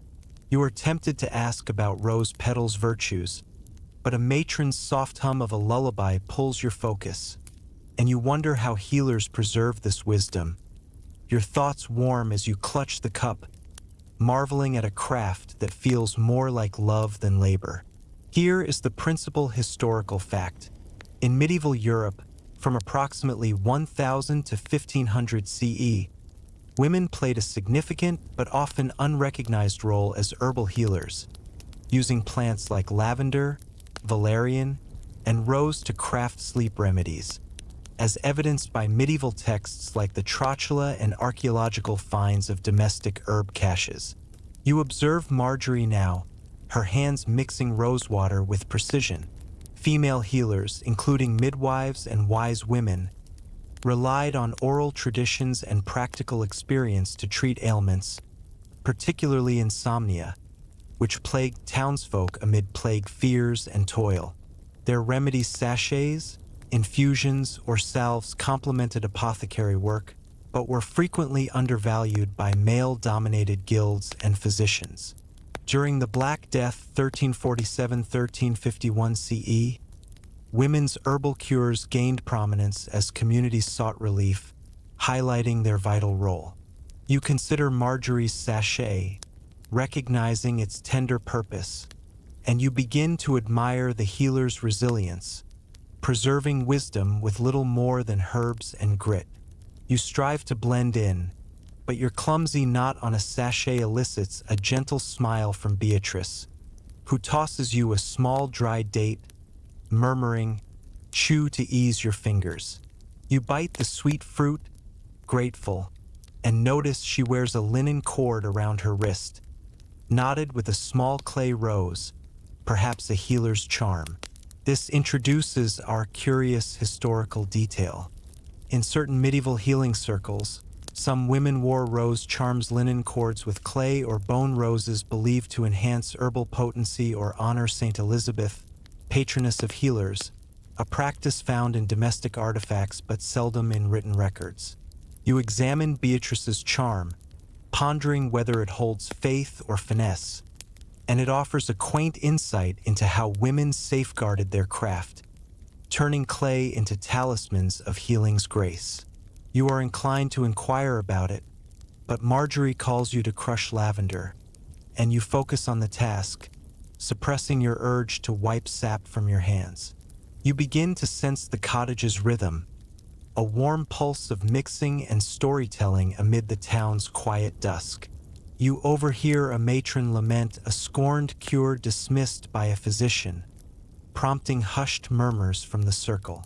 You catch Marjorie's steady glance, her hands never pausing, and it dawns on you women's herbal wisdom not only heals but endures, with its traditions threading through every sachet or shared ale. You recall Roland's alchemical elixirs, where moonstones sparked mystery, and recognize this cottage as a humbler stage, where female healers shape sleep's pursuit. This leads to a matter historians continue to debate. Did women's herbal healing primarily contribute to medical practice or remain marginal due to patriarchal bias? Some scholars assert it contributed significantly, informing apothecary remedies, as seen in female-authored texts. Others argue it remained marginal, suppressed by male guilds, a perspective in gender studies. You observe Marjorie's rosewater, wondering if it is medicine or marginality, and lean toward contribution. Yet, consensus eludes, as scholars prefer to dispute a cure's legitimacy over conceding both factors' roles. You adapt to the cottage to an extent. You learn to crush lavender gently, endure the tunic's sticky itch, and keep your hands steady to avoid spilling herbs. You pass the date's pit to a scrawny sparrow perched on a rafter, earning a flutter, and refocus on Marjorie, who shows you how to pack sachets without tearing linen. You are fumbling, your fingers clumsy, but her kind nod steadies you, heart quickening. You begin to grasp why women's wisdom defined medieval healing not mere herbs but a legacy of care, testing healers' resolve in every knotted pouch. You glance at a passing girl, her cough cutting through the hearth's crackle, and breathe cautiously, the Subura's torchlight calling you back. The apothecary's craft deepens, but you are hooked on its heartfelt struggle. You return to the Subura's lanes, the cottage's rosemary fading, the stars bright above the thatched roofs. Your heart quickens, Beatrice's rose charm vivid in your mind. The amulet and charcoal stick heavy in your pocket. You pass a hut, where a woman weaves by lamplight, and you are tempted to linger, but your legs ache. You think of the scorned cure, Roland's alchemy, and all the women blending herbs in those cozy cottages. You are uncertain how you will endure another day here, let alone another remedy's secrets. But you are more resilient than you thought, navigating wisdom without spilling ale or your cover. You head toward your rented room, the cottage's pulse faint under the night, ready for the next chapter in this potion-riddled tale, eager to unravel more of its tangled threads. You step away from Marjorie's cozy cottage, the soothing aroma of her lavender sachet still wafting in your senses like a Subura hearth's warmth after a heartfelt gathering. Your wool tunic is speckled with rose petals from packing sachets, its hem dusted with sap from the healer's hearth, your boots creaking with rushes from the cottage floor. Beatrice's rose charm, a clay pendant for healing grace, lingers in your memory, alongside the clay hand amulet, charcoal stick, and paint-stained rags tucked in your pocket, each a relic of your immersion in women's herbal wisdom for sleep cures. The air shifts to a brisk, salt-tinged breeze as you wander to the English town's bustling market square, its cobblestone paths crowded with traders under a late afternoon sky. It is 1350 CE, and apothecaries rely on exotic ingredients from distant trade routes to enhance their sleep potions. You are drawn to a merchant's stall where rare goods for remedies are bartered. Welcome to a world of trade routes treasures, where you trace exotic ingredients for potions. Fair warning, it is busier than a Subura caravan's hustle, and navigating these goods will test your savvy more than a healer's sachet. You step into the market square, its stalls draped with colorful cloth, the air thick with saffron, cloves, and the sharp tang of foreign resins wafting from sacks and crates. Merchants shout prices, their voices mingling with the clink of coins and the bleat of goats traded nearby. You are surrounded by townsfolk traders in dyed cloaks, women haggling for spices, and apprentices hauling bundles, their faces flushed with the market's din. Your tunic snags on a crate, your boots scuff the cobbles as you approach a merchant named Giles, his stall piled with myrrh, opium, and ambergris from far-off lands. You notice his weathered hands, weighing saffron with a bronze scale, and his shrewd gaze, sizing you up as a curious novice. You are here to trace exotic ingredients for sleep potions, treasures from trade routes that elevate apothecary craft. And you realize each spice carries a story of distant shores, heart quickening as you brace for the stall's vibrant chaos. You stand beside the stall, the saffron's aroma sharp in your nose, as Giles explains how opium, imported from the east, deepens sleep potions when mixed with valerian, though its potency demands caution. A young apprentice named Thomas, his tunic stained with spice dust, offers you a clay cup of watered wine, his voice eager, drink, traveler, to taste the world's wealth. You sip the tart brew, its bite sharper than Marjorie's cottage ale, and note his nimble fingers, sorting myrrh resin with care, yet jittery from the market's pace. You are struck by the rarity these ingredients are not mere additives but luxuries, carried across seas and deserts to soothe sleepless townsfolk. Yet their cost and scarcity make them a gamble for apothecaries. You are tempted to ask about opium's risks, but a woman's haggle over ambergris pulls your focus, and you wonder how merchants secure these treasures, your hands unsteady as you clutch the cup, wary of the stall's dizzying array. Here is the principal historical fact. In medieval Europe, from approximately 1000 to 1500 CE, apothecaries sourced exotic ingredients like opium, saffron, and myrrh via trade routes from the Middle East, Asia, and Africa, enhancing remedies like sleep potions, as evidenced by medieval trade records and pharmaceutical texts like the Circa Instans. You observe Giles now, his scale balancing saffron with precision. Trade routes, including the Silk Road and Mediterranean ports, brought spices, resins, and narcotics to Europe, often through Venice or Genoa, where merchants exchanged them for wool or silver. These costly ingredients, valued for their potency, transformed apothecary craft, though their use required expertise to avoid harm. During the Black Death 1347-1351 CE, demand for exotic remedies surged, as townsfolk sought potent sleep aids amid fear, amplifying trade's role. You consider guileless opium vial, recognizing its global journey, and you begin to admire the merchant's tenacity, bridging worlds with little more than sacks and grit. You strive to blend in, but your odd stare at the myrrh elicits a sly grin from Thomas, who tosses you a small dried fig, murmuring, "Chew to sharpen your wits."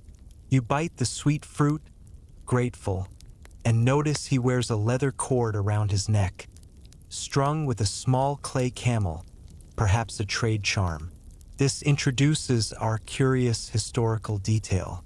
In certain medieval market towns, some traders or apprentices wore camel charms, leather cords with clay or bone camels believed to ensure safe trade journeys or honor St. Minas, patron of merchants, a practice found in market artifacts but seldom in written records. You examine Thomas' charm, pondering whether it holds superstition or savvy, and it offers a quaint insight into how traders sought fortune, turning clay into talismans of commerce's luck. You are inclined to inquire about it, but Giles calls you to help weigh cloves, and you focus on the task, suppressing your urge to wipe spice dust from your hands. You begin to sense the stall's rhythm, a lively pulse of bartering and weighing amid the town's market hum. You overhear a merchant lament a lost shipment of saffron to bandits, prompting hushed murmurs from apprentices. You catch Guileless' shrewd glance, his hands swift with the scale, and it dawns on you these exotic treasures not only enrich potions but bind communities, with their journeys threading through every sack or shared wine.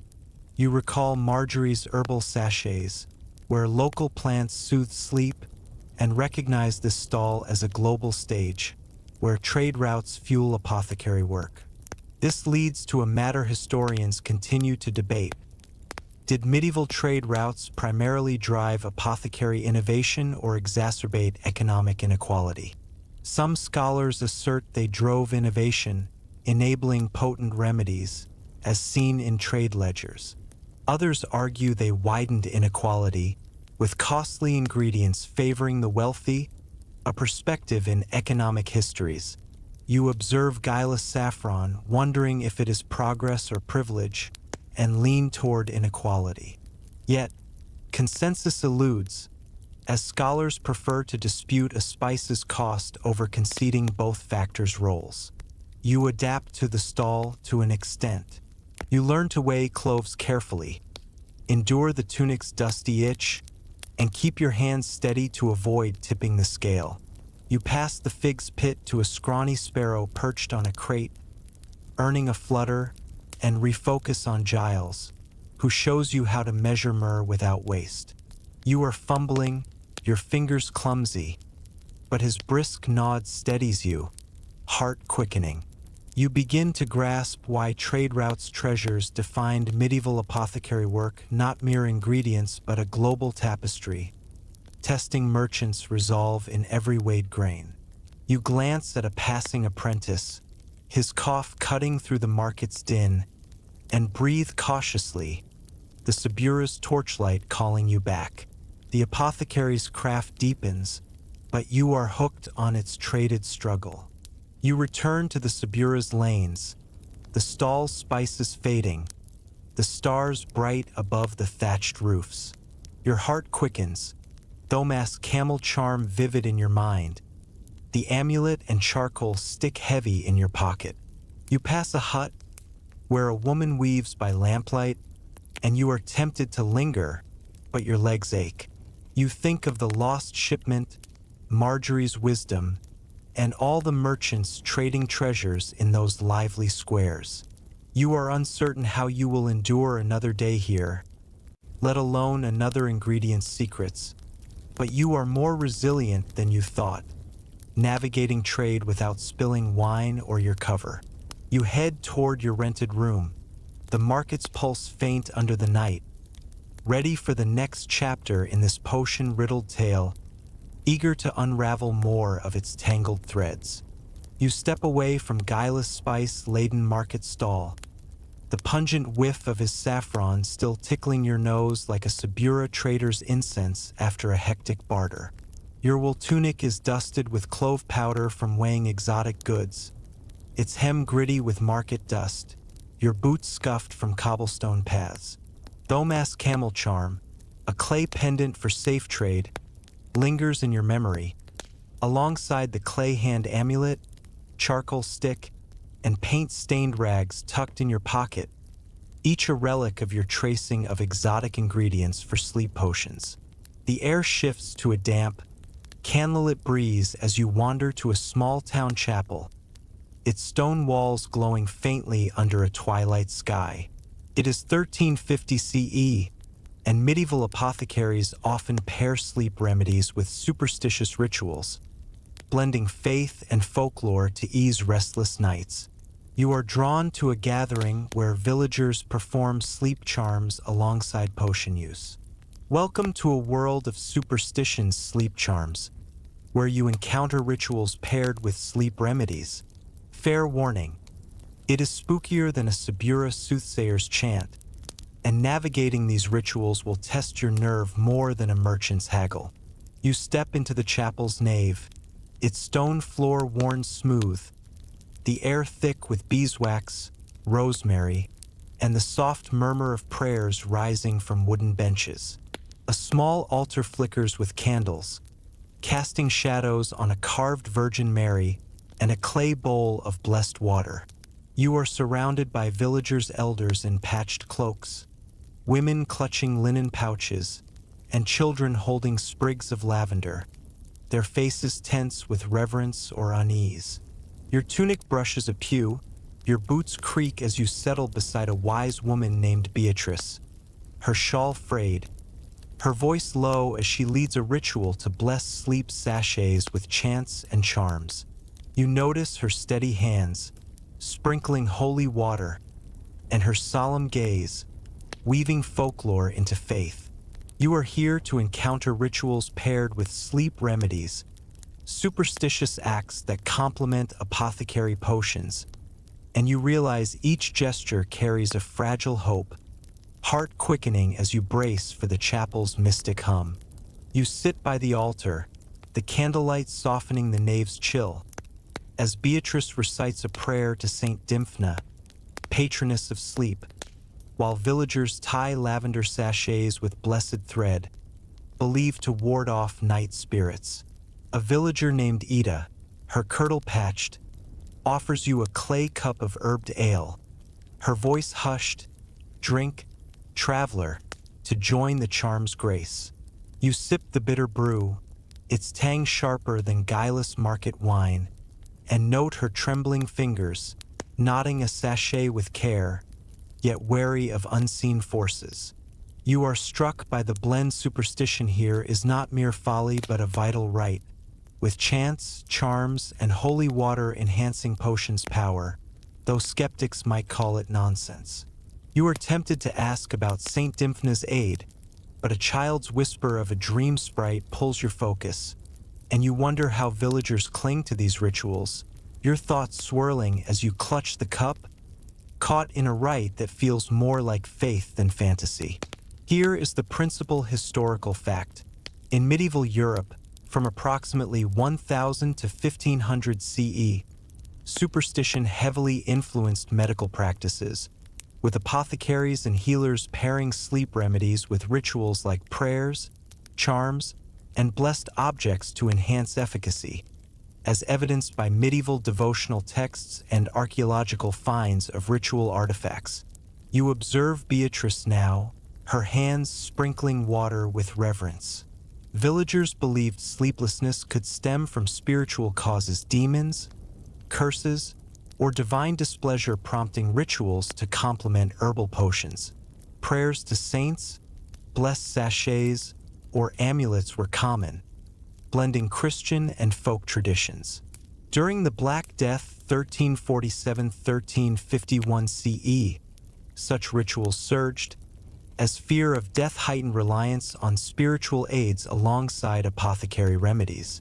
You consider Beatrice's blessed thread, recognizing its sacred intent, and you begin to admire the villagers' devotion, seeking rest with little more than faith and lavender.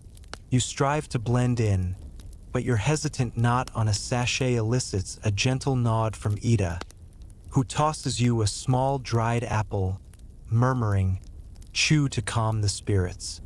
You bite the tart fruit, grateful, and notice she wears a linen cord around her wrist, knotted with a small clay bell, perhaps a spirit charm. This introduces our curious historical detail. In certain medieval villages, some ritual participants wore bell charms, linen cords with clay or bronze bells believed to repel sleep-disrupting spirits or honor Saint Agatha, protector against harm, a practice found in chapel artifacts but seldom in written records. You examine Ida's charm, pondering whether it holds superstition or solace, and it offers a quaint insight into how villagers warded off night's fears, turning clay into talismans of peace. You are inclined to inquire about it, but Beatrice calls you to sprinkle holy water, and you focus on the task, suppressing your urge to brush wax from your hands. You begin to sense the chapel's rhythm, a mystic pulse of prayer and ritual amid the town's quiet dusk. You overhear a man lament a haunted night eased by a blessed sachet, prompting hushed murmurs from the group. You catch Beatrice's solemn glance, her hands steady with thread, and it dawns on you sleep charms not only aid rest but bind villagers, with their rituals threading through every sachet or shared ale. You recall Marjorie's herbal wisdom, where women crafted sachets with care, and recognize this chapel as a sacred stage, where superstition enhances apothecary work. This leads to a matter historians continue to debate.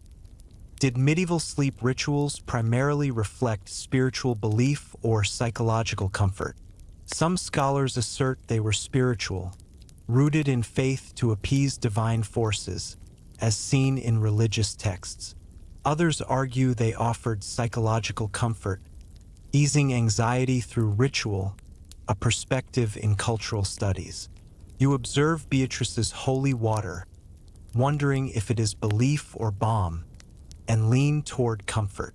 Yet, consensus eludes, as scholars prefer to dispute a ritual's aim over conceding both factors' roles. You adapt to the chapel to an extent. You learn to sprinkle water gently, endure the tunic's damp itch, and keep your hands steady to avoid splashing. You pass the apple's core to a scrawny sparrow perched on a pew, earning a flutter, and refocus on Beatrice, who shows you how to tie sachets with blessed thread. You are fumbling, your fingers clumsy, but her kind nod steadies you, heart quickening.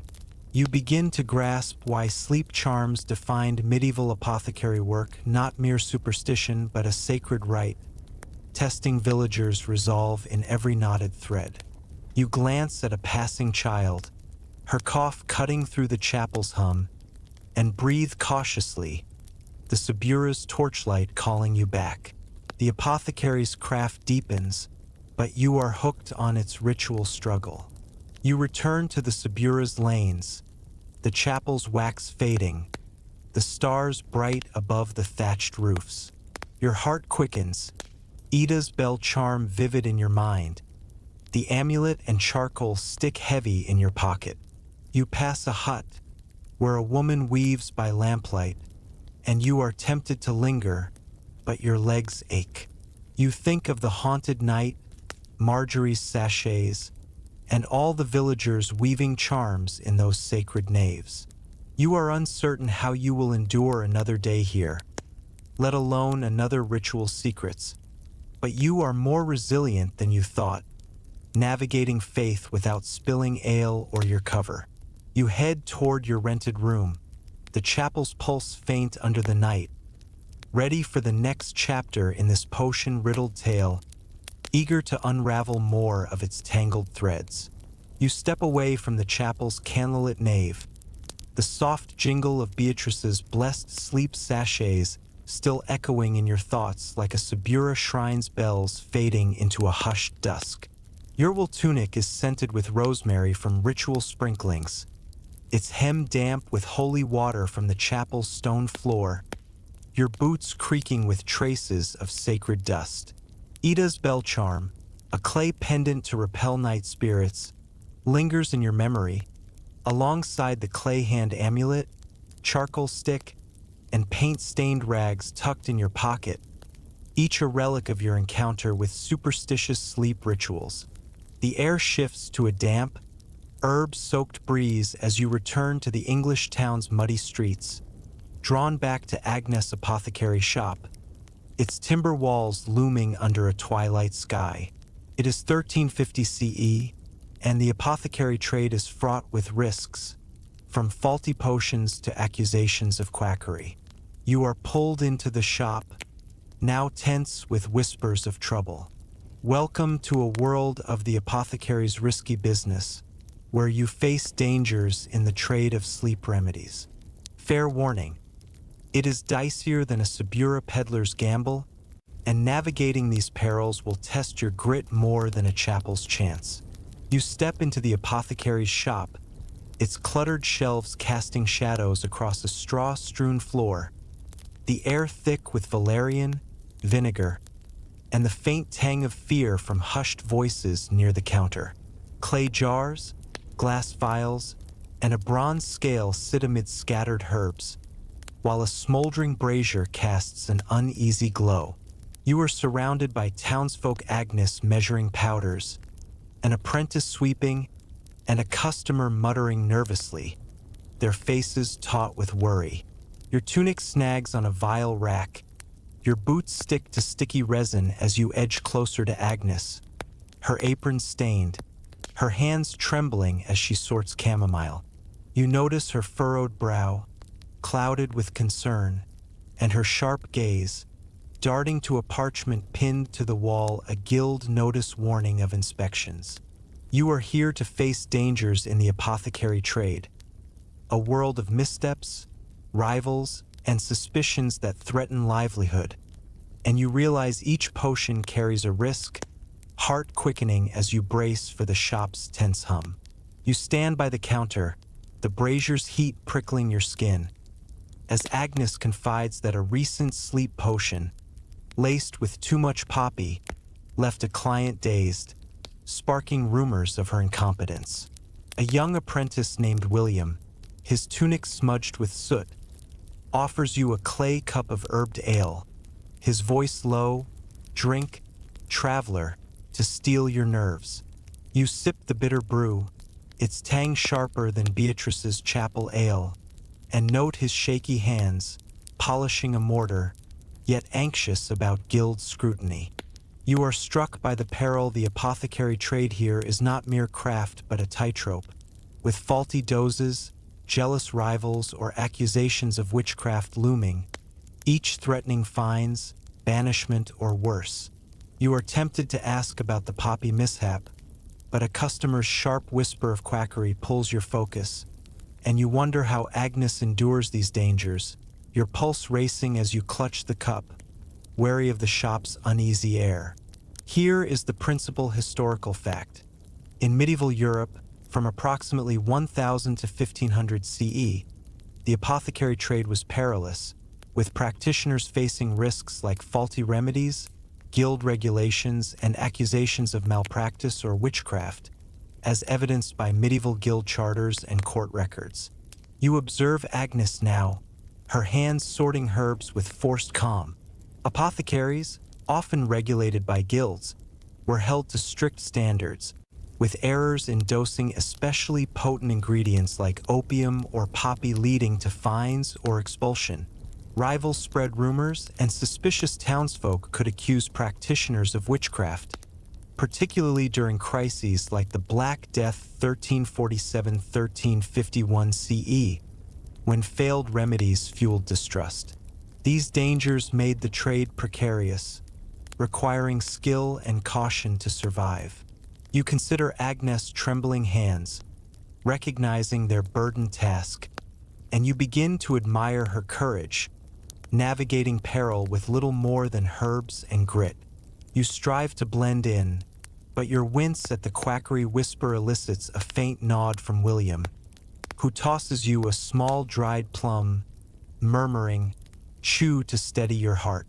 You bite the tart fruit, grateful, and notice he wears a leather cord around his wrist, knotted with a small clay shield, perhaps a protection charm. This introduces our curious historical detail. In certain medieval apothecary shops, some apprentices wore shield charms, leather cords with clay or bone shields believed to guard against accusations or ensure safe remedies, a practice found in workshop artifacts but seldom in written records. You examine William's charm, pondering whether it holds superstition or survival, and it offers a quaint insight into how apprentices faced trade risks, turning clay into talismans of safety. You are inclined to inquire about it, but Agnes calls you to help seal a vial, and you focus on the task, suppressing your urge to wipe sweat from your brow. You begin to sense the shop's rhythm, a fraught pulse of mixing and muttering amid the town's dusk. You overhear a customer lament a fined apothecary in a nearby town, punished for a failed potion, prompting hushed murmurs from the apprentice. You catch Agnes' strained glance, her hands steady despite the tension, and it dawns on you the trade's dangers not only threaten livelihoods but bind practitioners, with risks threading through every vial or shared ale. You recall Beatrice's sleep charms, where rituals soothed fears, and recognize this shop as a riskier stage, where apothecary perils shape survival. This leads to a matter historians continue to debate.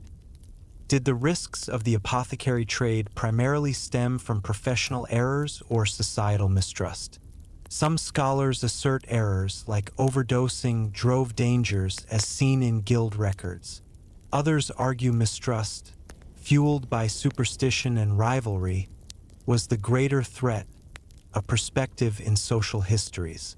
You observe Agnes' careful measure, wondering if it is error or enmity, and lean toward mistrust. Yet, consensus eludes, as scholars prefer to dispute a fine's cause over conceding both factors' roles. You adapt to the shop to an extent. You learn to seal vials carefully, endure the tunic's resinous itch, and keep your hands steady to avoid spills. You pass the plum's pit to a scrawny sparrow perched on a shelf, earning a flutter, and refocus on Agnes, who shows you how to cap a potion without leaking. You are fumbling, your fingers clumsy, but her weary nod steadies you, heart quickening. You begin to grasp why trade risks defined medieval apothecary work, not mere hazards, but a gauntlet, testing Agnes' resolve in every cautious dose. You glance at a passing customer, his cough cutting through the shop's hum, and breathe cautiously, the Subura's torchlight calling you back. The apothecary's craft deepens, but you are hooked on its perilous struggle. You return to the Subura's lanes, the shop's herbs fading, the stars bright above the thatched roofs. Your heart quickens, William's shield charm vivid in your mind, the amulet and charcoal stick heavy in your pocket. You pass a hut, where a woman weaves by lamplight, and you are tempted to linger, but your legs ache. You think of the fined apothecary, Beatrice's rituals, and all the practitioners facing risks in those dim shops. You are uncertain how you will endure another day here, let alone another danger's secrets. But you are more resilient than you thought, navigating peril without spilling ale or your cover. You head toward your rented room, the shop's pulse faint under the night, ready for the next chapter in this potion-riddled tale, eager to unravel more of its tangled threads. You shuffle away from Agnes' tense apothecary shop, the bitter sting of her Valerian potion still lingering on your tongue like a Subura alchemist's brew after a risky mix. Your wool tunic is smudged with resin from sealing vials, its hem dusted with chamomile from the shop's cluttered counter. Your boots sticky with straw from the chaotic floor. William's shield charm, a clay pendant for protection against trade perils, lingers in your memory, alongside the clay hand amulet, charcoal stick, and paint-stained rags tucked in your pocket, each a relic of your brush with the dangers of the apothecary trade. The air shifts to a cool, incense-laden breeze as you wander through the English town's cobblestone streets, drawn to the town's stone church, its spire piercing a twilight sky. It is 1350 CE, and the church wields significant influence over apothecaries, imposing rules to ensure remedies align with divine will. You are pulled into a meeting where a cleric oversees apothecary practices. Welcome to a world of the church's healing rules, where you navigate religious oversight of apothecaries. Fair warning: it is stricter than a Subura bishop's decree, and threading these rules will test your tact more than a shop's hazards. You step into the church's nave, its vaulted ceiling echoing with the faint chant of vespers, the air thick with beeswax, frankincense, and the musty scent of ancient stone. Pews line the space, lit by flickering candles, while a wooden table holds parchments and a silver cross. You are surrounded by townsfolk, Agnes clutching a sachet, a guild master in a fur-trimmed cloak, and villagers murmuring nervously, their faces tense under the church's gaze. Your tunic brushes a pew, your boots creak on the stone floor as you settle beside Agnes, drawn by a cleric named Father Baldwin. His robes crisp, his voice firm as he reviews apothecary practices. You notice his steady hands, holding a quill over a ledger, and his stern gaze, assessing Agnes remedies for orthodoxy. You are here to navigate religious oversight of apothecaries, a web of rules balancing faith and medicine, and you realize each word could sway Agnes' fate, heart quickening as you brace for the church's solemn scrutiny. You sit by Agnes, the candlelight casting shadows on the ledger, as Father Baldwin questions her use of poppy in sleep potions, warning that excessive doses might defy God's natural order. A young scribe named Thomas, his habit inked, offers you a clay cup of watered wine. His voice low, drink, traveler, to ease the tension. You sip the tart brew, its bite sharper than Ida's chapel ale, and note his careful hands, transcribing Baldwin's words, yet trembling under the cleric's authority. You are struck by the rigidity. The church's rules here are not mere guidelines but divine mandates, requiring apothecaries to align remedies with humoral theory and Christian doctrine, lest they face censure or worse. You are tempted to ask about poppy's limits, but a villager's cough echoing through the nave pulls your focus, and you wonder how Agnes endures this oversight, your thoughts heavy as you clutch the cup, wary of the cleric's piercing stare. Here is the principal historical fact. In medieval Europe, from approximately 1000 to 1500 CE, the Catholic Church exerted significant control over medical practices, including apothecaries, enforcing rules to ensure remedies adhered to Christian doctrine and humoral principles, as evidenced by ecclesiastical records and medical texts like Avicenna's Canon of Medicine. You observe Father Baldwin now, his quill scratching with authority. The Church, viewing health as tied to divine will, required apothecaries to avoid heretical practices, like excessive reliance on narcotics or pagan rituals, and submit to inspections by clerics or bishops. Guilds often worked under church oversight, balancing faith with commerce. During the Black Death 1347-1351 CE, church scrutiny intensified, as failed remedies raised fears of divine displeasure, shaping apothecary practices. You consider Baldwin's ledger, recognizing its regulatory weight, and you begin to admire Agnes' resilience, navigating faith's rules with little more than potions and grit. You strive to blend in, but your nervous glance at Agnes elicits a faint nod from Thomas, who tosses you a small dried date, murmuring, "Chew to still your fears." You bite the sweet fruit, grateful, and notice he wears a linen cord around his neck, strung with a small clay quill, perhaps a scribe's charm. This introduces our curious historical detail. In certain medieval churches, some scribes or clerics wore quill charms, linen cords with clay or bone quills believed to ensure accurate records or honor St. Jerome, patron of scholars, a practice found in ecclesiastical artifacts but seldom in written records. You examine Thomas' charm, pondering whether it holds superstition or diligence, and it offers a quaint insight into how clerics sought precision in oversight, turning clay into talismans of truth. You are inclined to inquire about it, but Baldwin calls you to hold a parchment, and you focus on the task, suppressing your urge to wipe ink from your fingers. You begin to sense the nave's rhythm, a stern pulse of scrutiny and supplication amid the town's twilight. You overhear a villager whisper of a censured healer banned for unorthodox potions, prompting hushed murmurs from the group. You catch Agnes' anxious glance, her hands clasped tightly, And it dawns on you church oversight not only regulates remedies but binds apothecaries, with its rules threading through every sachet or shared wine. You recall Ida's sleep charms, where rituals complemented potions, and recognize this church as a stricter stage, where religious rules shape apothecary survival. This leads to a matter historians continue to debate. Did church oversight of apothecaries primarily safeguard public health or enforce religious control?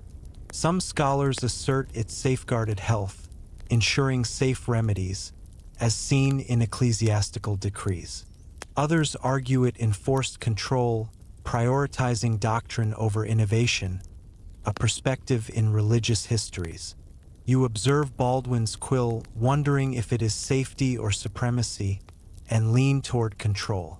Yet, consensus eludes, as scholars prefer to dispute a rule's intent over conceding both factors' roles. You adapt to the church to an extent. You learn to hold parchment steady, endure the tunic's damp itch, and keep your hands calm to avoid smudging ink. You pass the date's pit to a scrawny sparrow perched on a pew, earning a flutter, and refocus on Baldwin, who shows you how to roll a scroll without tearing. You are fumbling, your fingers clumsy, but his curt nod steadies you, heart quickening.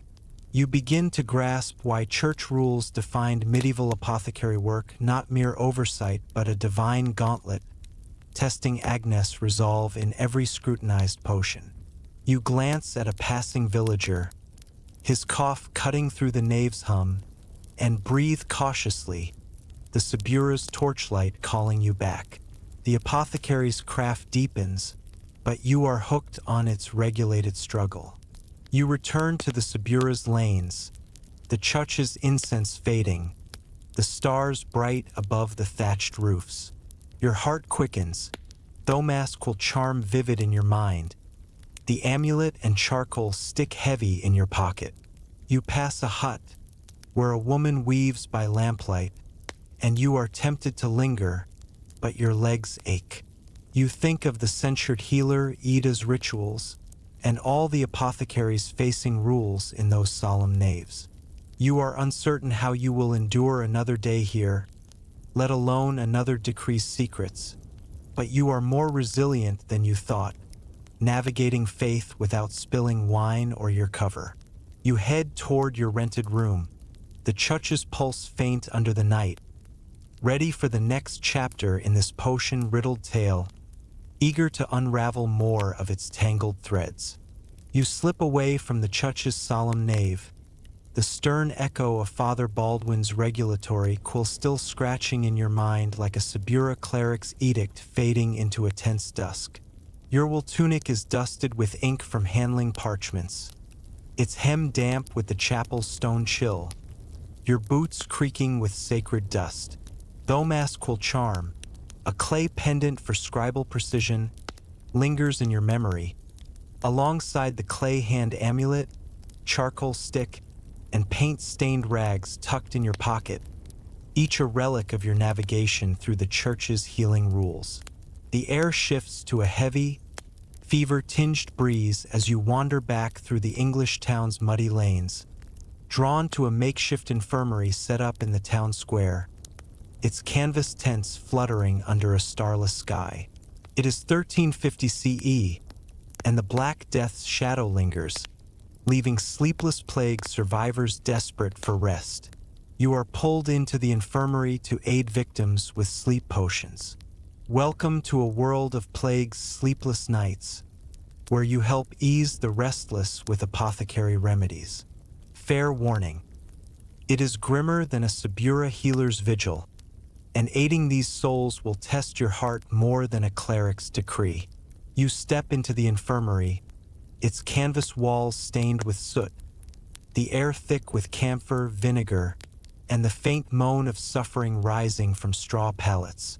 Lanterns cast a dim glow on rows of patients, pale townsfolk wrapped in blankets, a child clutching a rag doll, and a man muttering prayers, each marked by plague scars.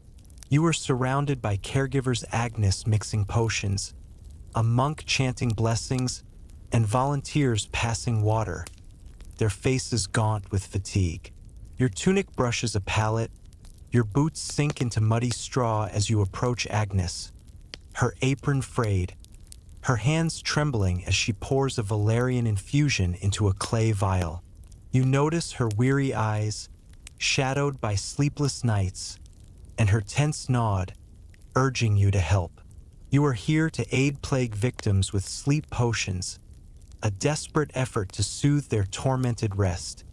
And you realize each dose carries a fragile hope, heart-quickening as you brace for the infirmary's anguished hum. You kneel beside a pallet, the camphors sting sharp in your nose, as Agnes hands you a vial of chamomile and poppy infusion, instructing you to administer it to a woman named Marjorie, her breath shallow, her eyes hollow from fevered nightmares. A volunteer named Ida, her kirtle stained with broth, offers you a clay cup of herbed ale, her voice soft, drink, traveler, to bear their pain. You sip the bitter brew, its tang sharper than Baldwin's church wine, and note her calloused hands, steady as she wipes a patient's brow, yet trembling with exhaustion. You are struck by the despair these victims are not mere patients but survivors, their sleepless nights fueled by plague's lingering fear, grief, and pain, each seeking rest where even prayers falter. You are tempted to ask about Marjorie's fever, but a child's weak cough pulls your focus, and you wonder how Agnes endures this grim task, your hands unsteady as you clutch the vial, wary of spilling a precious dose. Here is the principal historical fact. In medieval Europe, particularly during the Black Death from 1347 to 1351 CE, apothecaries played a critical role in treating plague survivors, using sleep potions to ease insomnia caused by fear, pain, and trauma, as evidenced by contemporary accounts like those of Guy de Chauliac and apothecary inventories. You observe Agnes now, her hands pouring with desperate care. The Black Death, killing up to half of Europe's population, left survivors with physical and emotional scars, including sleeplessness from fever, grief, or anxiety. Apothecaries crafted remedies valerian, chamomile, or poppy infusions to calm restless minds, often working in makeshift infirmaries under dire conditions. These efforts, though limited against plague's toll, were vital in sustaining communities, highlighting apothecaries' resilience. You consider Marjorie's hollow gaze, recognizing her desperate need, and you begin to admire Agnes' fortitude, aiding survivors with little more than herbs and grit. You strive to blend in, but your hesitant tilt of the vial elicits a faint nod from Ida, who tosses you a small dried date, murmuring, "Chew to steady your hand." You bite the sweet fruit, grateful, and notice she wears a linen cord around her neck, strung with a small clay dove, perhaps a mercy charm. This introduces our curious historical detail.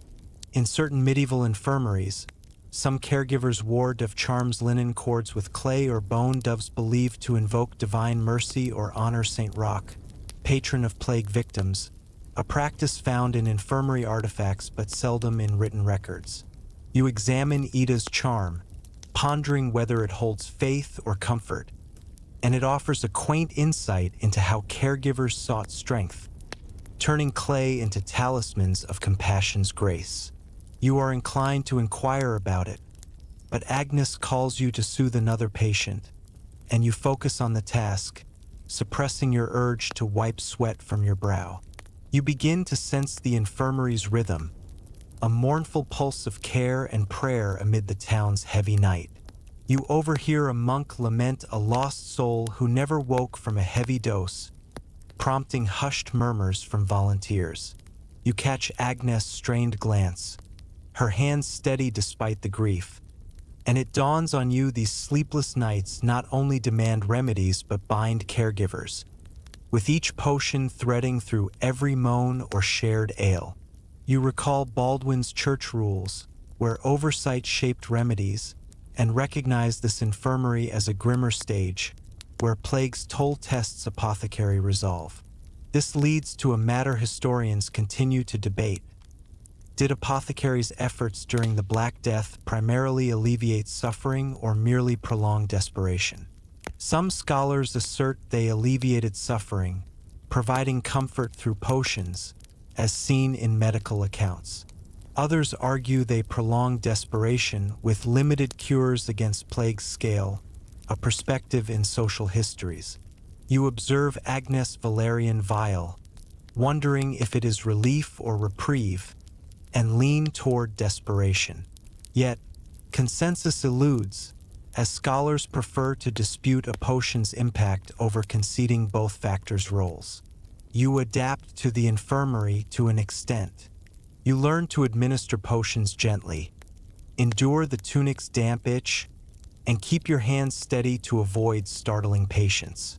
You pass the date's pit to a scrawny sparrow perched on a tent pole, earning a flutter, and refocus on Agnes, who shows you how to measure doses without spilling. You are fumbling, your fingers clumsy, but her weary nod steadies you, heart quickening. You begin to grasp why plague's sleepless nights defined apothecary work not mere remedies but a desperate stand, testing Agnes' resolve in every soothing dose. You glance at a passing monk, his cough cutting through the tense hum, and breathe cautiously, the Subura's torchlight calling you back. The apothecary's craft deepens, but you are hooked on its anguished struggle. You return to the Subura's lanes, the infirmary's camphor fading, the stars bright above the thatched roofs. Your heart quickens, Ida's of charm vivid in your mind, the amulet and charcoal stick heavy in your pocket. You pass a hut, where a woman weaves by lamplight, and you are tempted to linger, but your legs ache. You think of the lost soul Baldwin's rules, and all the apothecaries aiding plague victims in those grim tents. You are uncertain how you will endure another day here, let alone another suffer's secrets. But you are more resilient than you thought, navigating sorrow without spilling ale or your cover. You head toward your rented room, the infirmary's pulse faint under the night, ready for the next chapter in this potion-riddled tale, eager to unravel more of its tangled threads. You step away from the infirmary's fevered tents, the faint moan of plague survivors still haunting your ears like a Subura healer's vigil fading into a sorrowful dawn. Your wool tunic is damp with camphor from administering potions, its hem stained with straw from the infirmary's muddy pallets, your boots heavy with earth from the town square. Ida's of charm, a clay pendant for divine mercy, lingers in your memory, alongside the clay hand amulet, charcoal stick, and paint-stained rags tucked in your pocket, each a relic of your efforts to aid sleepless plague victims with sleep remedies. The air shifts to a cool, parchment-scented breeze as you wander from the English town to a nearby monastery, its stone walls rising under a pale morning sky. It is 1350 CE, and apothecaries draw on ancient manuscripts to refine their sleep potions, blending inherited wisdom with practice. You are drawn to the monastery's scriptorium, where monks preserve recipes for sleep remedies. Welcome to a world of manuscript sleep recipes, where you study ancient texts on apothecary cures. Fair warning, it is dustier than a Subura scribe's library, and deciphering these texts will test your patience more than an infirmary's woes. You step into the scriptorium, its stone chamber lit by slanted sunlight through narrow windows, the air thick with vellum, ink, and the faint scratch of quills on parchment. Wooden desks line the room, strewn with manuscripts, wax tablets, and pots of oak gall ink, while shelves hold bound herbals and medical tomes. You are surrounded by monks, scribes, and patched habits, their hands stained with ink, and novices grinding pigments, their faces focused yet weary. Your tunic brushes a desk, Your boots creak on the stone floor as you approach a monk named Brother Thomas, his habit loose, his hands carefully unrolling a parchment of the Antidotarium Nicolai. You notice his steady fingers, tracing Latin script, and his calm gaze, lost in the text's wisdom. You are here to study ancient texts on sleep remedies, a treasury of recipes guiding apothecary craft, and you realize each page holds centuries of trial and error, heart-quickening as you brace for the scriptorium's quiet intensity. You sit beside Brother Thomas, the sunlight warming your hands, as he points to a recipe for a sleep infusion of valerian, chamomile, and honey, noting its origins in Galen's humoral theories. A novice named Ida, her habit dusted with chalk, offers you a clay cup of herbed water, her voice soft, drink, traveler, to clear your mind. You sip the cool liquid, its tang milder than Agnes Infirmary ale, and note her careful hands, binding a manuscript with twine, yet eager to learn the text's secrets. You are struck by the depth these manuscripts are not mere guides but legacies, blending Greek, Roman, and Arabic knowledge to craft potions, though their dense Latin and faded ink demand patience to decode. You are tempted to ask about Galen's influence, but a monk's soft chant from the cloister pulls your focus, and you wonder how scribes preserve this wisdom, your fingers trembling as you clutch the cup, wary of smudging the fragile parchment. Here is the principal historical fact. In medieval Europe, from approximately 1000 to 1500 CE, apothecaries relied on ancient medical manuscripts, such as the Antidotarium Nicolai and translations of Galen and Avicenna, to craft sleep remedies, preserving and adapting classical and Arabic knowledge, as evidenced by monastic library records and surviving herbals. You observe Brother Thomas now, his quill annotating with care.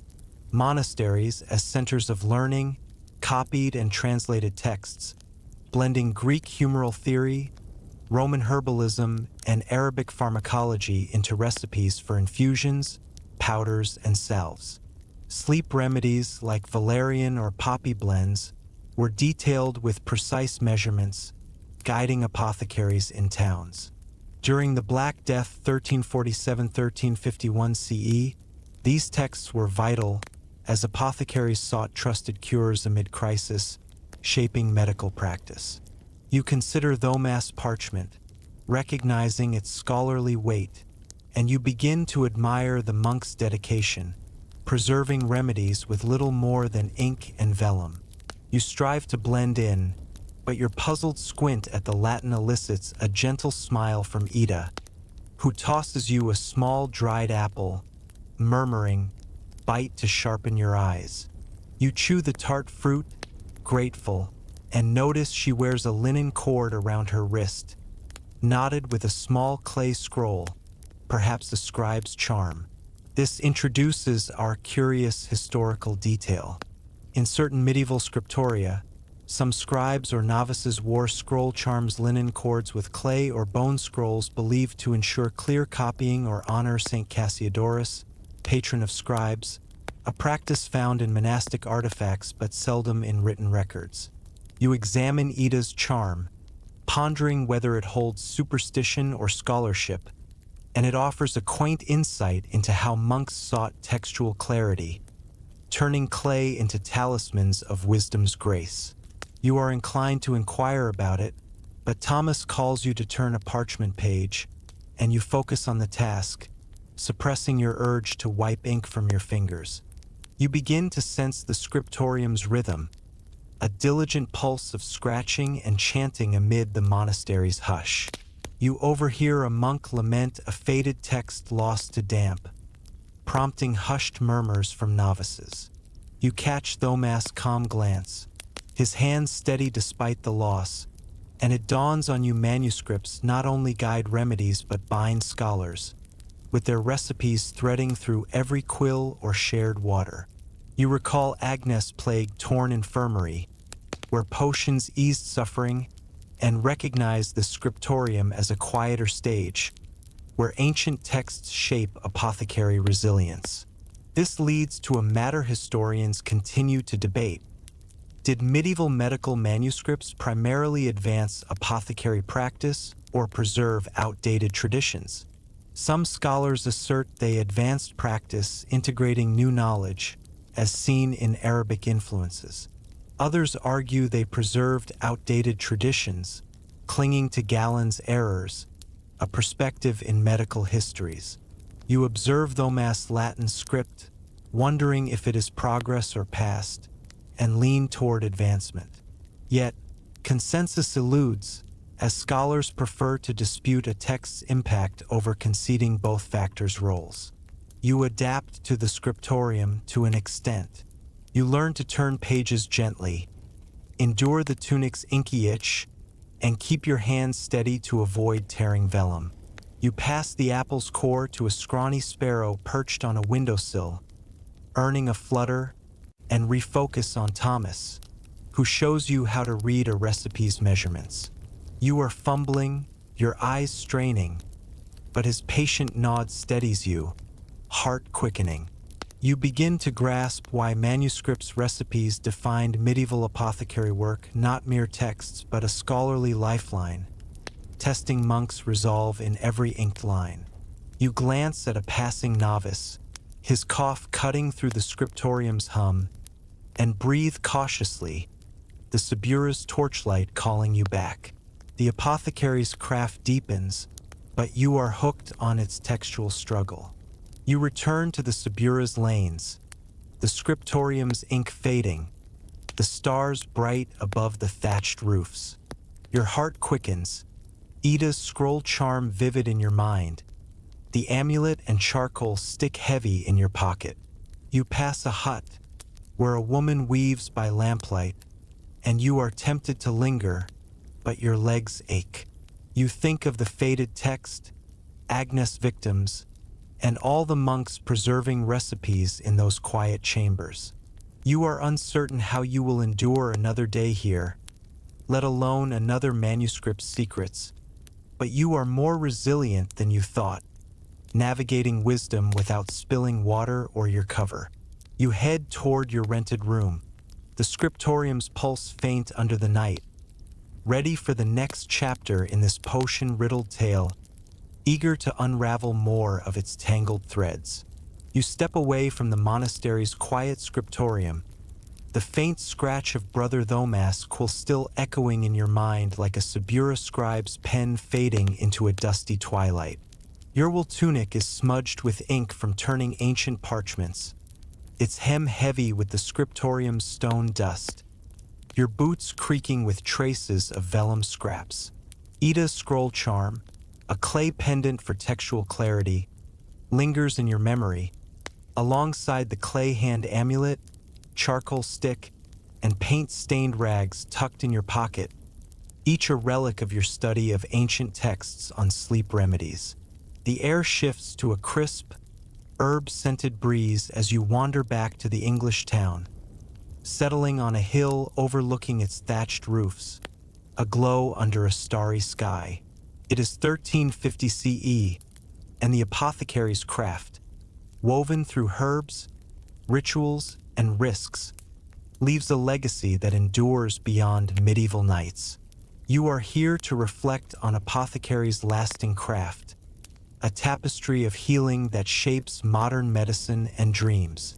Fair warning, it is richer than a Subura healer's lore, but pondering this legacy will warm your heart more than a scriptorium's ink. You lean back, the grass cool beneath you, the town's pulse softening as hearths dim under starlight.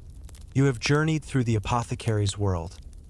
Agnes' cluttered shop, Marjorie's herb-filled meadow, Beatrice's mystic sleep lore, Agnes' quirky tools, William's sleepless clients, Brother Edmund's monastic garden, Roland's alchemical elixirs, Marjorie's women's wisdom, Guileless traded spices, Beatrice's sleep charms, Agnes' risky trade, Father Baldwin's church rules, Agnes' plague-torn infirmary, and Thomas' ancient manuscripts.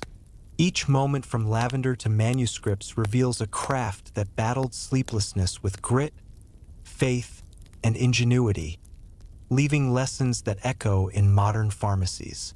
You are struck by the legacy. Apothecaries' work not only soothed medieval nights but seeded science, from herbal remedies to pharmaceutical care, a thread connecting clay vials to today's sleep aids. You think of Ida's Dove Charm, Marjorie's Rose Cord, and the Subura's distant glow, realizing these lessons are timeless, heart as a bridge to humanity's quest for rest. You are ready to weave their enduring impact, a tale that lingers beyond the stars. You shift, the amulet heavy in your pocket, and picture the apothecaries you have met. Agnes' steady hands, Roland's daring blends, Beatrice's sacred chants, each a strand in a saga of healing. These were not mere potions, they were lifelines, blending herbs, faith, and risk to cradle restless souls, binding medieval towns to modern labs. You hold the charcoal stick, its tip blunt from sketching your journey, and marvel at the legacy's reach, how lavender sachets inspired sedatives, how guild rules shaped regulations, how plague cures fueled medical trials. You see apothecary grit in today's pharmacies, sleep clinics, and herbal teas, from tang apothecaries to modern remedies. You feel the depth of their craft, not just its herbs but its permanence, a beacon whispering resilience from medieval shops to our own restless nights. Here is the principal historical fact.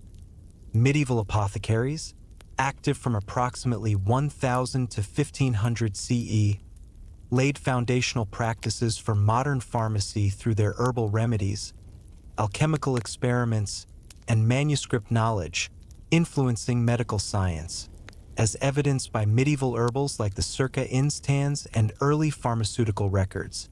You trace the stick's grain, pondering the legacy's scope.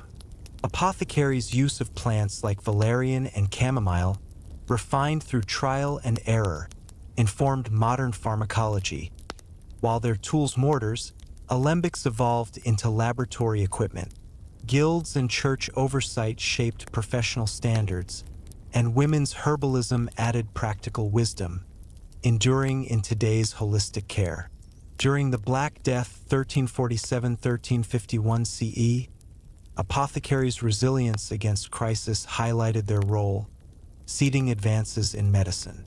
You consider Agnes' Valerian vial, recognizing its echo in modern sleep aids, and you admire the apothecary's foresight, crafting a future with little more than herbs and ink. You reflect further, recalling a moment in Agnes' shop, her gentle nod to a sleepless client, mirrored in a modern pharmacist's care, both bound by healing's heart. This introduces our curious historical detail.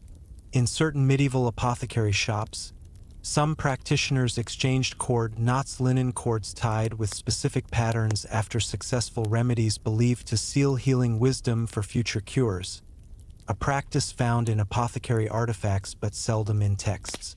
You picture Agnes' steady hands, wondering if she tied such a knot, and it offers a quaint insight into how apothecaries preserved their craft, turning cords into symbols of enduring care. It is a clever nod, showing how wisdom was woven to outlast time, waiting for new hands to unravel it. You are tempted to sketch a knot, but your stick is spent, and the Subura's dawn calls you back. You sense the breadth of apothecaries' lessons, not just their potions but their permanence, like a manuscript etched in vellum. You think of Marjorie's herbal circle, Roland's moonstone, and all the healers whose craft shaped a healthier world: monks, women, merchants, scribes. These efforts were not just for their day, they were for us, whispering resilience through lavender, alembics, and modern labs, from tang brews to today's cures. This leads to a matter historians continue to debate. Does the apothecary legacy primarily reflect scientific progress or cultural resilience? Some scholars assert it reflects progress, advancing pharmacy through knowledge, as seen in early texts. Others argue it shows resilience, enduring crises like plague, a perspective in cultural histories. You hold the amulet, its clay a link to Agnes' shop, and lean toward resilience. Yet, consensus eludes, as scholars prefer to dispute a remedy's origin over conceding both factors' roles. You stand, stretching your weary legs, and gaze at the town, its hearths casting soft shadows. You think of Beatrice's charms, Thomas' manuscripts, and all the trials that forged Apothecaries' legacy. You have survived a journey barely through herbs, risks, and rituals, each vial a testament to medieval grit and genius. You are uncertain how they endured plague's nights or Chuch's rules, but you are tougher than you thought, carrying their craft in your inky hands and hopeful heart. You are ready to leave this Subura, but for now, you linger, the town's pulse syncing with yours. Apothecaries' lessons a quiet hum under the stars. You stand on the hill, the Subura's dawn soft as a whisper, its mist curling like steam from an apothecary's alembic. The Arno hums, a lullaby older than herbs, carrying away the town's echoes. Agnes' lavender, Marjorie's sachets, Beatrice's chants. Your amulet rests heavy in your hand, a small anchor to a world that brewed rest, its clay smoothed by timeless care. The town sleeps, its roofs warm under stars, and you feel medieval dreams, gentle as moonlight, blending into visions where vials hold peace and hearths glow soft. Your breath slows, matching the hill's quiet pulse, and you imagine drifting on the Arno, a reed boat rocking you toward slumber. Let the apothecaries hold you, their lessons soft as chamomile, their craft warm as embers. Sleep now, carried by remedies that endure, gentle as a sigh, eternal as the night.